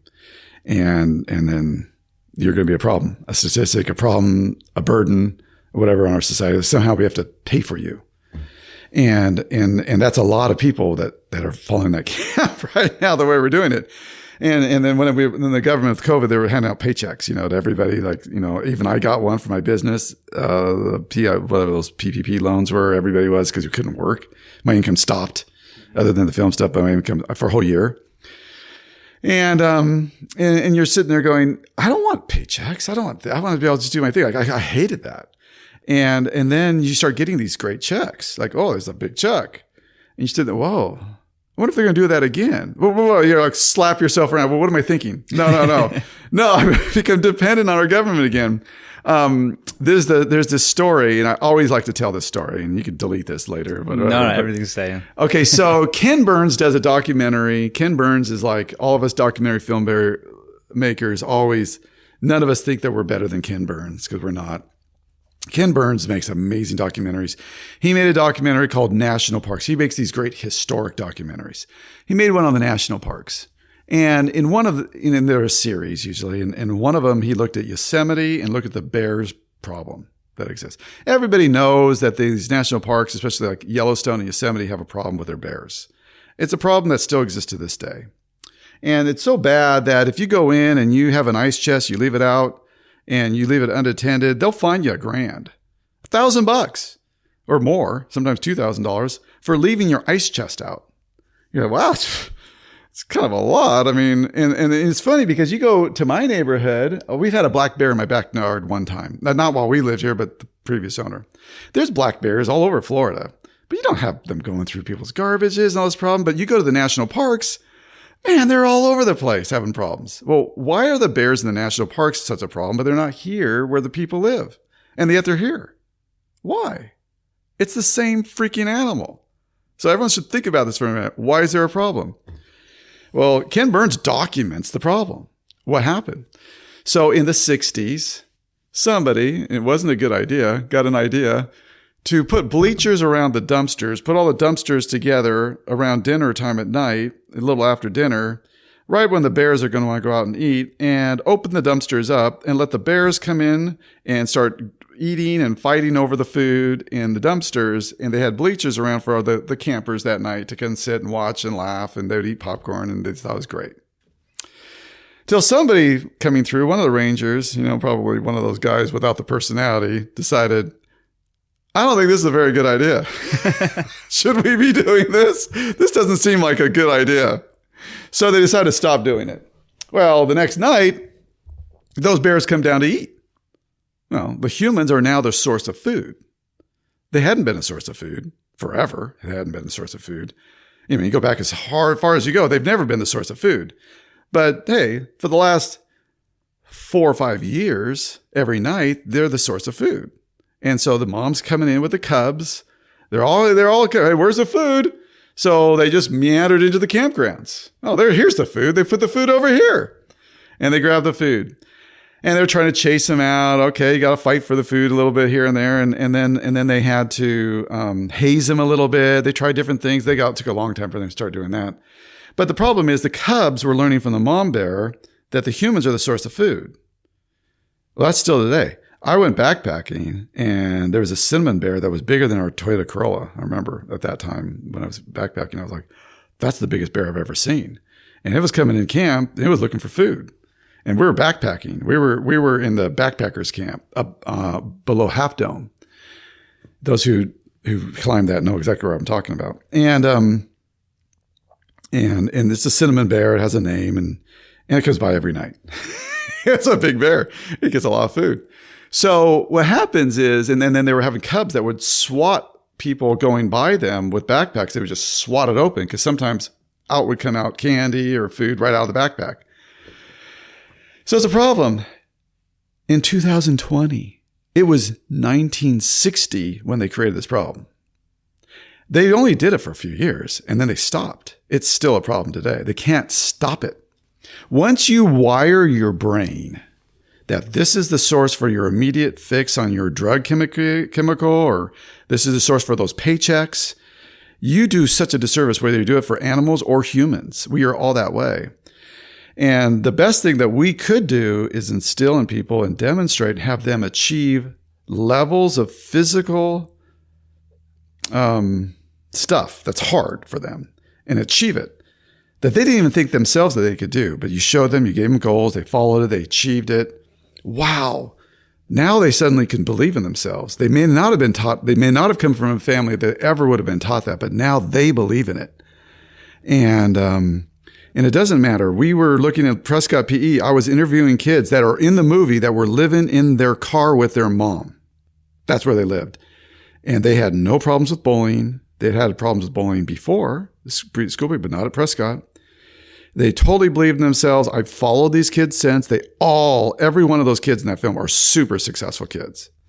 And I'm saying, why would you close that? Why would you end that? What kind of moron superintendent would do that? Only the kind that is a complete ignoramus on the topic. Like, you would never do this. But the problem is, where in their education would they even learn about this? It's absent. So are they educated? I mean, the idea, are you an educated person, really must be evaluated at this moment in our society. If you don't know how to properly eat and properly walk and properly sit and properly run and exercise and move your body, are you an educated human being? If you don't know how to optimally study, optimally work, and how to intertwine exercise with that to hit optimal productivity, are you an educated person? You might be able to do some interesting things technically, but you're not there yet. And so we do need to reevaluate this whole thing. And what the ultimate impact will be is we will correct our national debt. We will bring healthcare costs back in realm. We will bring people so they're interested in behaving and talking to one another again and be interested in being with each other. We will improve qualities of relationships. We'll have people who will actually strive, who have given up, who will now believe in themselves and strive. Like that's the big carrot here for us to go for, right? That's the reward. It's worth the effort to actually do this. And I don't know what the substitute would be. I don't know what it is. I'm watching everybody come up with it. These failed, pathetic people who are running for president, both parties. Every time they come with their ideas, I'm like, that's not going to work. If it's an idea that's been tried before, it failed every time. And why were you going to do that again? And then it's like, okay, that sounds like what we try to do with the bears in Yosemite. You're going to make another group of Americans dependent on you.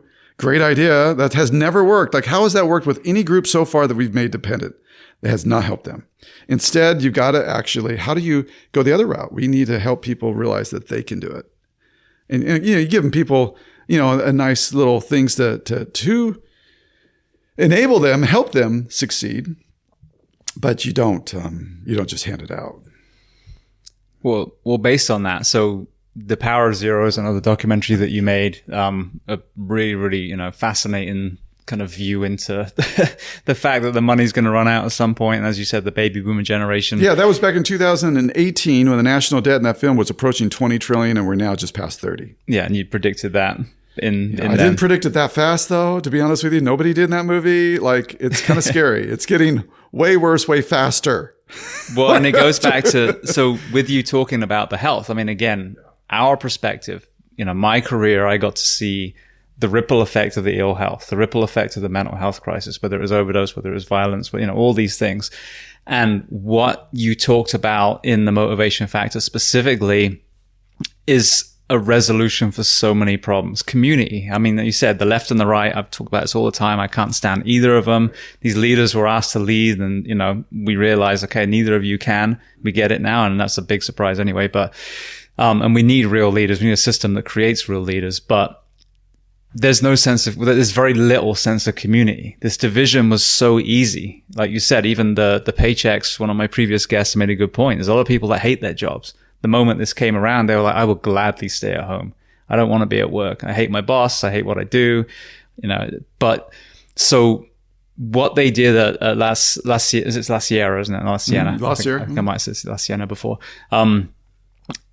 Is the answer to so many things. And, the national debt, you look at I think we're 4% of the world's population. I think we use something crazy like 80% of the world's opiates. We've got 25% of the prison population. I mean, the statistics go on from supposedly the greatest country in the world. Oh, and by the way, let's just look at COVID. The number of people in the ICU in America is 77 out of a million. The number of people in the ICU in Japan is 7 out of a million. And the next highest below us is Canada at 20 out of a million. So you're like, wait, that's the same illness, right? COVID's not different in Japan or Canada than it is here. But as far as in the ICU, and you're like, why so many more of us in the ICU as a percentage of the population? Oh, different vaccinations. No, it's the population health itself. And you can just look at the obesity. Each of those countries, where does Japan and where's Canada and where's the United States? Canada's way up at the top, obesity. Canada is also pretty high. So United States is the top. Canada's, in there pretty high. So it's up there next. And then Japan's like 150th, way down there. Finland, Sweden, Norway. And they're off the chart low. So you could see. And then you're like, okay, what's the cost? What's the cost per drug that you're given in the ICU? And it all goes around to the individual. So we are the sum of our parts, and our parts are unhealthy. So I love this kind of question that I pose to you. You're king for the day. You get to design the PE program and, the school day in general, but especially the PE program. Starting today, we're giving green light. We're giving all the funding to be proactive instead of reactive. What do the PE programs look like from here on in? Yeah, well, school's half a day total. That's easy, and you're probably not going to hit the same classes each day. You would go A and B. And the PE program would have a third of it, the thrust of it would be restorative arts. So you would train them how to do Indian clubs and wands and the Persian meal. You would train them how to get off the ground with the bars. You train them calisthenics. You would do group exercise. And PE would be an hour a day. You would give someone a heart pumping hour a day experience, and you would require showers. There's a lot of reasons why, and possibly where you could, you would do outside, almost exclusively outside for that hour every day. So if you're in a super cold place, you'd be outside exercising in the cold there. And if it's super hot and gross, you'd be out there exercising in it. It's good for our bodies to acclimate with where we're at. Lots of good reasons why. So we would do that for sure. So it would involve group exercises. I would do the SE routine like experience for sure all the time. That would be part of it.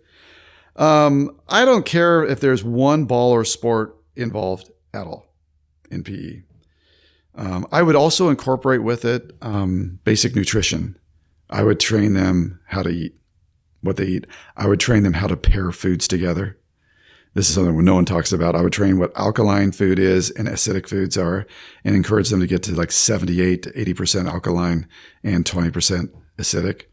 So you're not going to do something like meat on a hamburger with a white hamburger bun and potatoes in the deep fried oil with a shake. That's also because that's all acidic. Like you're doing nothing but acidic. Like you wouldn't do that. You would have, a meat and these vegetables and whatever. So I would actually teach them that, train them that. So that would be health for me.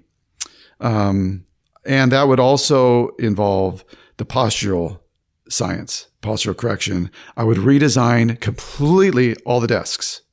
There would not be a flat desk ever again. You would have slanted desks, 22% to 22 degrees. That's absolutely critical. I would redesign the classroom so the lights coming in aren't refracting the wrong way off of that. So that the students are facing with their eyes and their necks the right direction so that they're not turning constantly the wrong way and screwing themselves up. And that's to the floor and that the whole thing's set. I would teach them how important it is to be like a drafter, that you're sitting there in that setting and that they carry that on at home and tell them, don't go home and start doing video games and be all slouched over this way. Do this, I'd teach them that. And then for the education, I would probably eliminate almost every textbook there is. I would write all the freaking time. I wouldn't be so much concerned about grammar. I'm very good at it. I'm a major undergrad. I could write. I've edited major publications. I've done all that stuff. I mean, as good as most folks. I write my scripts. I know what I'm doing with that space.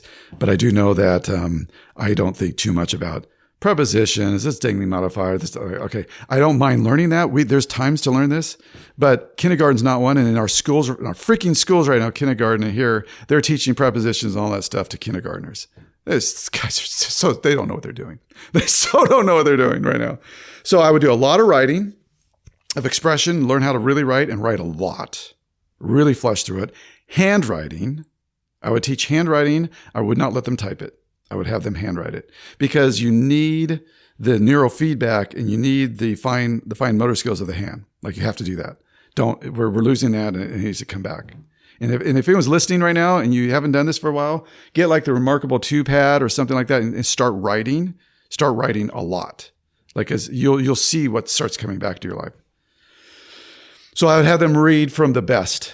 So the best classics. You learn from them. I would get ideas and I would care less if something was written last week or 3,000 years ago. It doesn't matter. We're all humans. It's all human experience and you want to learn from best and with that. So those are the things that I would do that would change it dramatically. And really those are the elements. That's all you have to do. And things would change around. But again, the school day, the classroom day, it would be 25, 35 minutes in the classroom and then you move. Now you might still have to come back to that subject, but you wouldn't sit longer than that.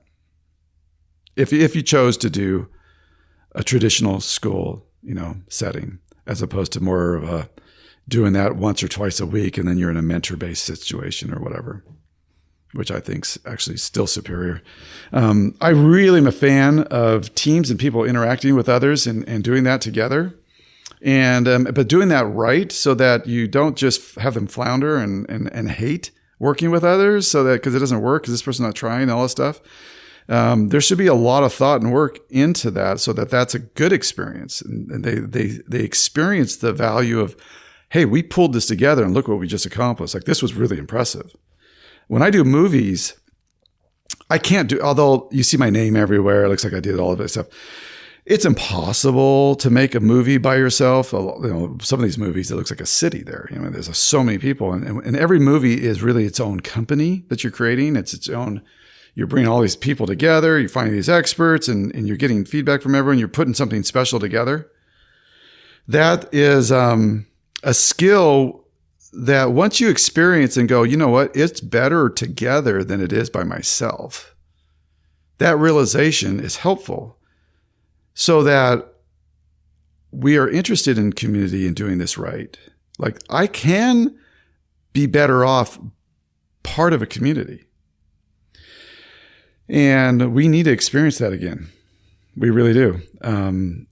And this COVID has served as an excuse for those who had nefarious aims to push their agendas forward. And they absolutely have harped on it in a major way. And we got to be very careful right now, because that can't happen. We have to have community. We have to have freedom. We have to be able to assemble. We have to be able to speak. We have to protect each other's rights to say it, whatever it is. We have to have the freedom of religion and ideas. Full freedom. This idea that Congress will make no law establishing, a religion or prevent the free exercise thereof, which means they can't prevent the free exercise. You look at all these things and there's a reason why we came up with this verbiage. There's what we were experiencing as a people before and throughout history, and these were well-educated people. Thomas Jefferson has the Thomas Jefferson education. It's a very well-documented mentor-based system he went through. Super educated. John Adams, he could talk in 3 different languages fluidly, age 12, with you. These people, they would have a small library, but they had read every book and thought about what they read.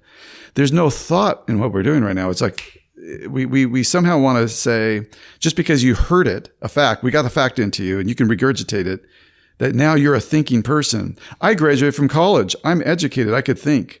Not really. You just go back and rethink about how many papers did you really think about, or did you just try to give back what that teacher wanted? We've been taught what to think. We've been taught how to express it. But there's a reason why the entrepreneurs who drop out from college are the standouts now, because they think. And so for those of us who went to college, it's like, okay, well, wait a second here. I also want to think. What do I need to do right now? How do I really do this right? And it's a fun thing to explore and realize, okay, I've got a lot of room to grow. And a lot of that great thinking happens while we exercise. Our brain's free. And so I'm a big fan of not listening to music while I exercise, listen to sounds of nature. Dr. Rady, when you interview him, will say that it's better for your brain to hear the dog barking and whoa, is that a dog that's going to attack me? Than have it completely drowned out because you got the thumping of some music going through and you're just running along, or even on a treadmill where you don't even think about anything. You don't have to worry about that. But if your brain has to do all this other work of situational awareness, and you are doing something complex and you're moving and your heart's going, you're doing all of that together, well, man, you are building a super strong, resilient brain. And it's going to reward you with this beautiful chemical cocktail that's going to bless you in so many ways all throughout your life, in every way. Beautiful. Well, I think that's the common theme. And it's definitely the reason I started this podcast. It came out of 6 funerals I went to of firefighters. But when you take a step back and you think, like you said, rather than being fed information, you think and you look at the world we live in, especially, this country we live in, and you look especially through a first responder's eyes and you ask yourself, the way we do it, is it making the streets safer? Are our people as healthy as they can be? Are we prepared, God forbid, if we get invaded? And the answer is no, no, and no. And so it's time for us to say, look, the way you've done it, we've given it enough time. The same way as, this 2 years of a lot of people listened and we've played that game and it's time to move on. It's time to change it. But with the health of the nation, the statistics show that it's been an epic failure. The way our food is processed, the way we eat, the way we move or don't move, our mental health kind of philosophies. So it's innovations that we need. But as you mentioned, it's really about going back to what people did. I mean, literally 100 years ago is a great benchmark. The way our great-grandparents ate, they moved, they were learning, the sense of community in the smaller towns back then. We need to refine that. And I think, looking at the way we do schools, and obviously, as you've talked about a lot in other conversations and in a documentary, there's an ownership in the house. And we're not talking about ignoring that, but creating that environment to thrive. And I talk about this. It's easier to point a finger at someone who's out of shape and be like, well, if you just ate well and, the addict, or if you just stopped drinking, but it's the environment as well. The environment the last 2 years, the gyms were closed, fast food and alcohol could be delivered to your house. not an environment to encourage people to choose healthily, you know? So in our schools, when our kids are first learning, and then as the multi-generation, now you create probably a lot more intact households again that are teaching their children from day one how to move, how to eat.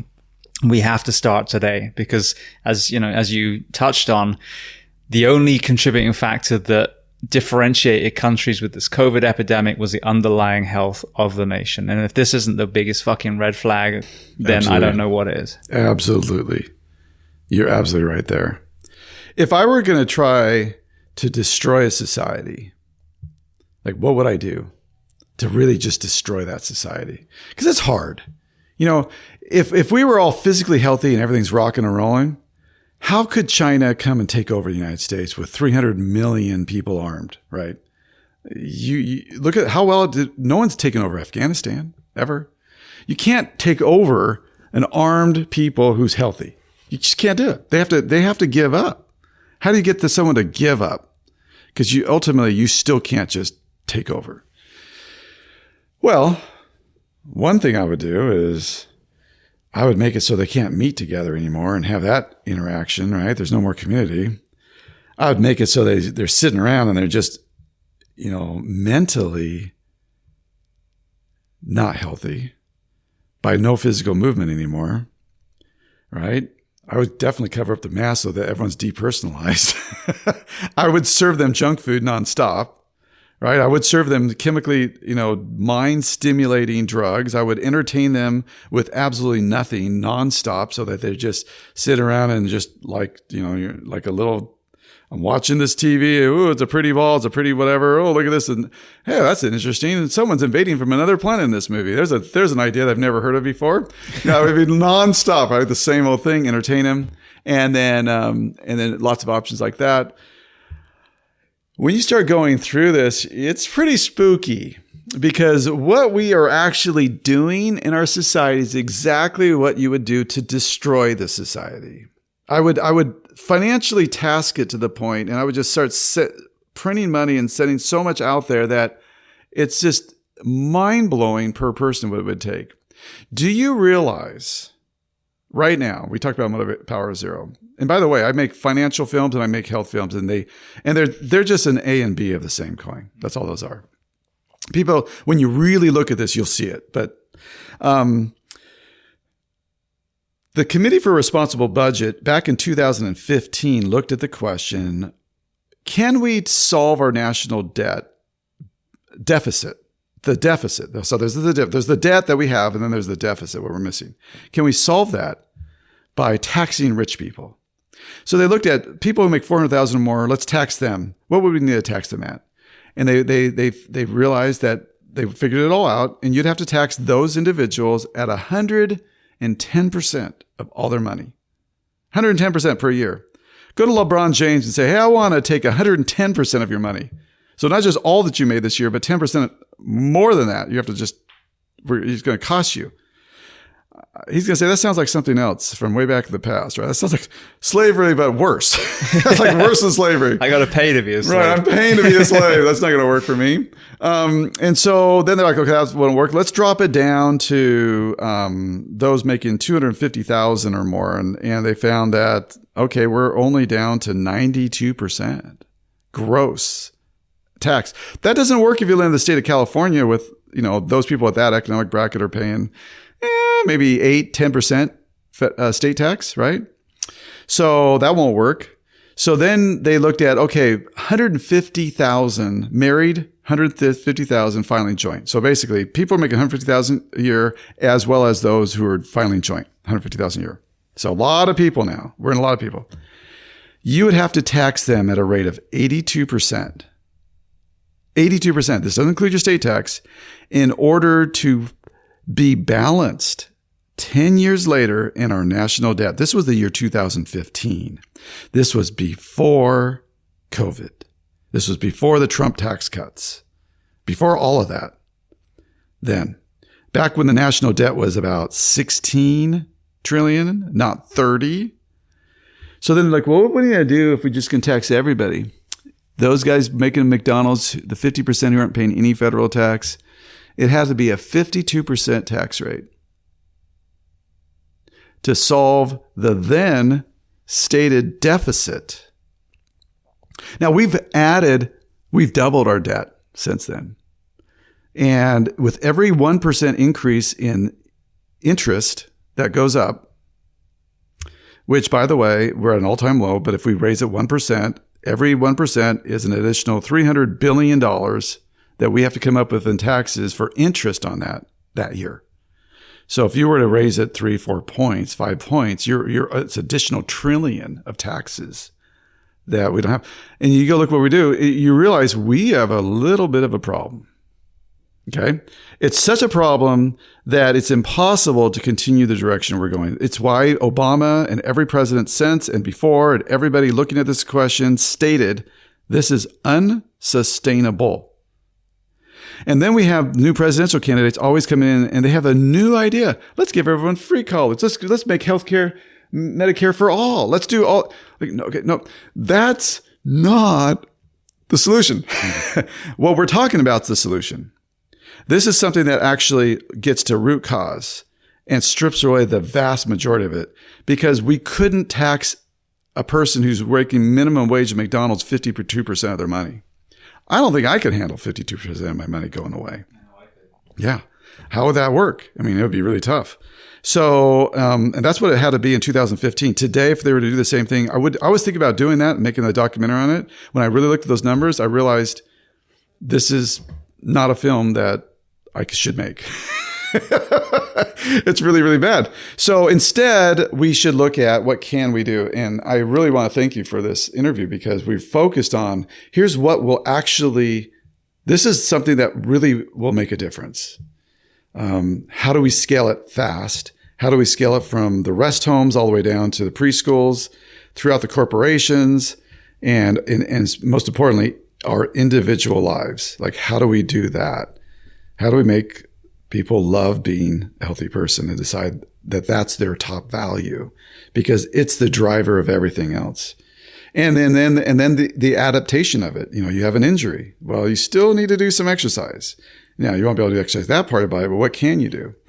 And don't come up with, don't allow the excuses. I mean, there were people who just did things in their house when they couldn't go outside. They figured it out. They did what they needed to do. And they were resilient and they had good relationships. They went through, they flourished through it. And then there are those that just use it as an excuse to sit around and it was endless caramel corn and and ice cream shakes. And they're not doing too great right now. Well, Doug, I want to thank you. I mean, we've had such a great conversation, but genuinely, like I think one of the best things that's come out the last few years is, podcasts, documentaries, this unfiltered channel where you can get good information. Of course, every single one of us ultimately has some sort of agenda. My agenda, I hope, is clear. I hate people dying and being ill. But I think it's so important to have these conversations. But the motivation factor, every single human being needs to watch that, full stop. The Power of Zero, again, when you tie in the financial side, and it's funny because I started watching it first and I'm like, oh, this is about money. I'm not sure if this is then the light bulb went off and I'm like, oh, wait a second. The solution to this is exactly what we've discussed. The impact of the ill health of the nation is the reason that we're so damn poor, and add the propensity to join wars very easily. And then you've got pretty much the whole solution. Fasting was another fascinating one. At least the first 30 minutes. Everyone should watch the first 30 minutes of fasting. That's a prescription. Because that we're looking at what happens when you don't eat at night and why. And if no one's listening, the shortcut is, think of it like a dishwasher. Our human body has a dishwasher, and it needs to have an empty gut to turn on for 8 hours. So if your gut's been empty for 8 hours, it'll turn on and it takes 4 hours to run. So, and that does the precancerous screening, taking out, it's regulating your blood sugars, your blood pressure. It's doing all of that. So all of the chronic illnesses kind of go away. If you happen to be a rat, they did all these studies just by doing that one thing. So there's a lifestyle adjustment that will make you feel super clean and great by just not eating basically after 6 o'clock. I fell into that by accident. So after I transitioned out the fire service and I was at home every day, which was also an adjustment because I was moving even less. The fire service were a lot more sedentary than we realized.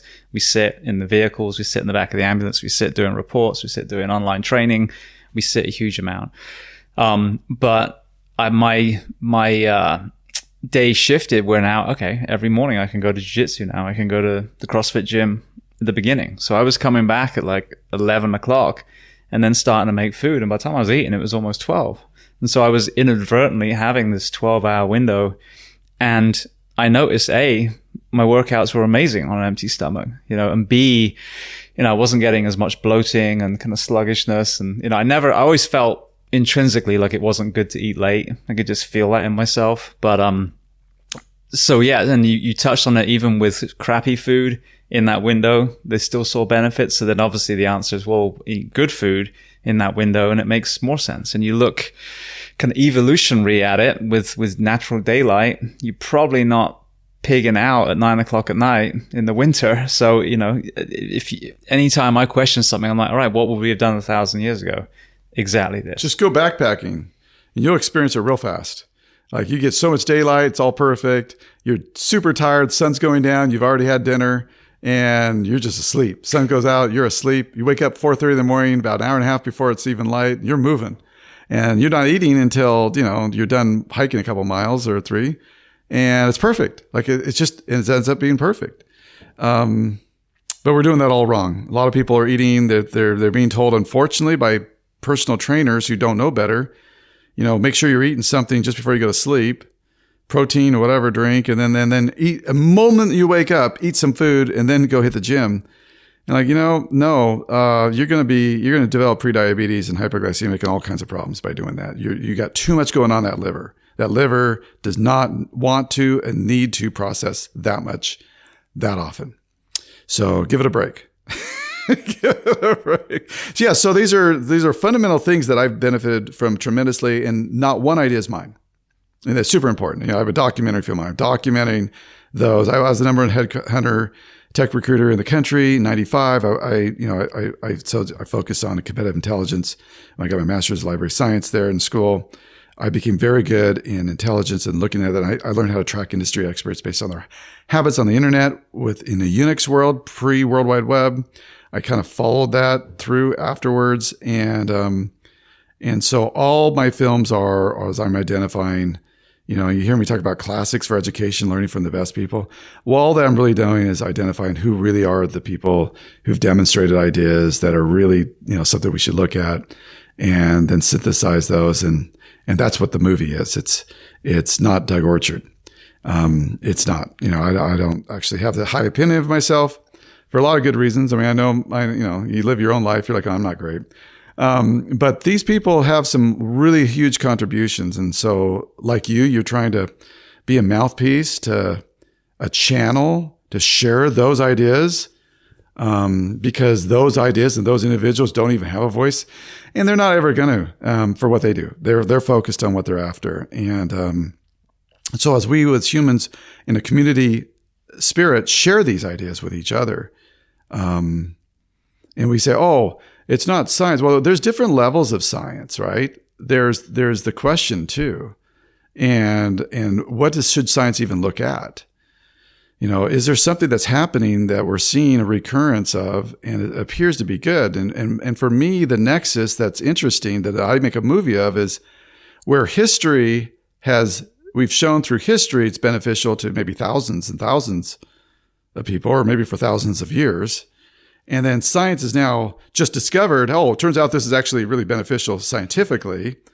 When those things cross, when they're both going the same direction, that's a pretty safe thing to make a movie on that I know I got at least a decade or more run on. And it's a really interesting place. And it becomes very frustrating when we don't do it as a people.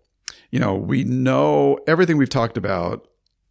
These aren't theories. I mean, it's not a theory that the human being has to move. We see what happens when you become sedentary and lethargic, what happens to your brain, what happens to your mood, what happens to your spirit, what happens to your relationship with others, what happens to everything. And yet this response from school is right now, for some reason, sit more and more and more and more. And let's eliminate PE. Let's eliminate breaks. Do you know that the elementary school right here where I'm at, they have eliminated all breaks. They get a very short lunch and they get one 15-minute break. They've eliminated all of them. Oh, I don't know what they're thinking. These are kindergartners. They're in there until 2:00 in the day. Well, there's no freaking way in the world if I had a child that age, which I don't, that I would actually do that to them. Like I don't even know what they would end up like on the other end. It's not right. So we're going to have to become involved. We really are. We're going to have to become a little more involved in a loving community way to make differences.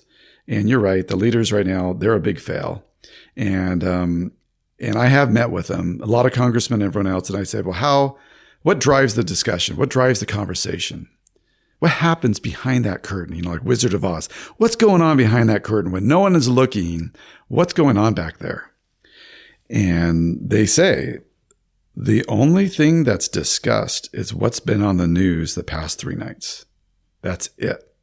There's no, hey guys, let's talk about this problem in our country. We've identified with this big budget we all have, we've identified these following needs. We need to do this. No, it's what's being discussed on the news.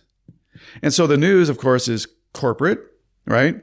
It's financially owned by 6 entities. And so they're driving the show. You got that, you got the lobbyist, and it's all, and unfortunately, when we talked about healthcare, like FDA and Pfizer and all those kinds of things tied together, well, it's the same entities that are very involved. And then the people at the top of all those are like bored. They're switching back and forth, and it's the same money involved. And they're putting those people in political power. And it's a really crappy situation that we're in.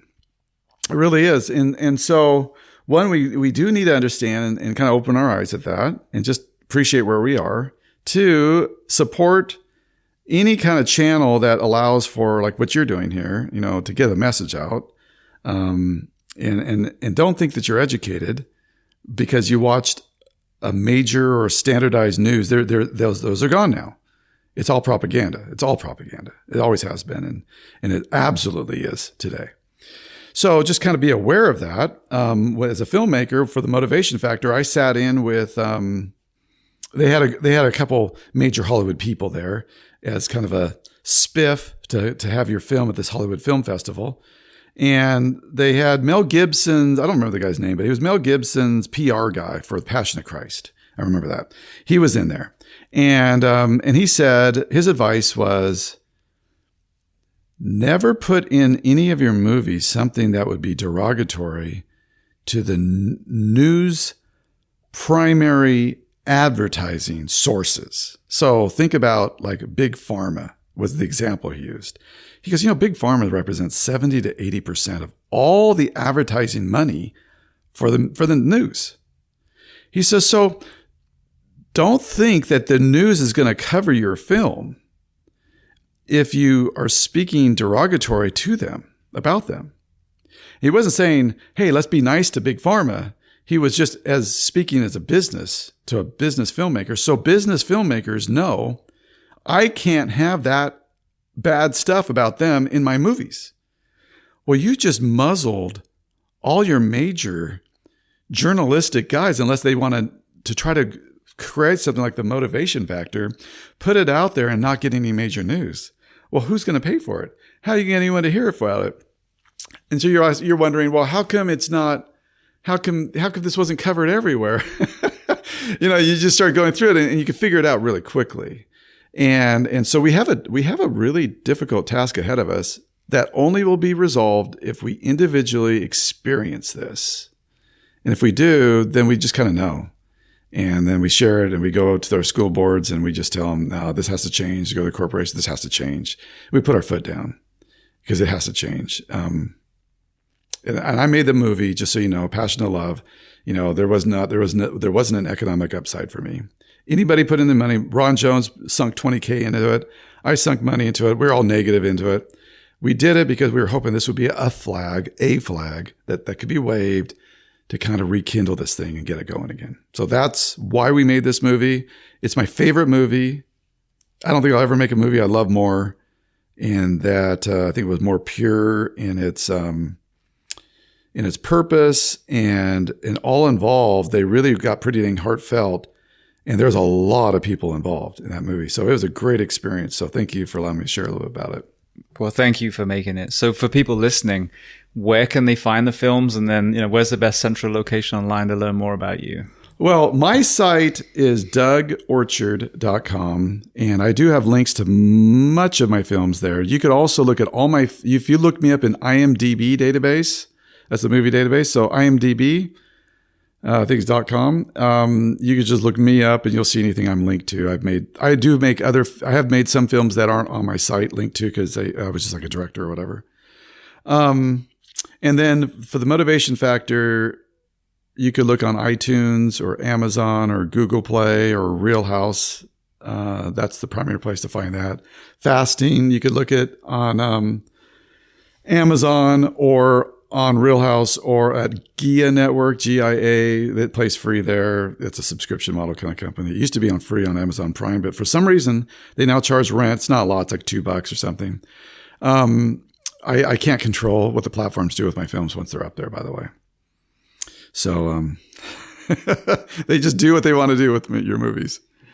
Yeah. Well, I just want to say thank you. Oh, thank you. Like I said, the films themselves really opened my eyes. The proactive, preventative element is what we need to hear. They're all articulated so well, and if you watch all three, and as you said, they all interlink. I mean, it's incredible. But also, just being so generous, we've talked, I think, over 2 hours now, it's been an incredible conversation. I'm going to put this out very, very quickly because people need to hear it. So, thank you for coming on the podcast today.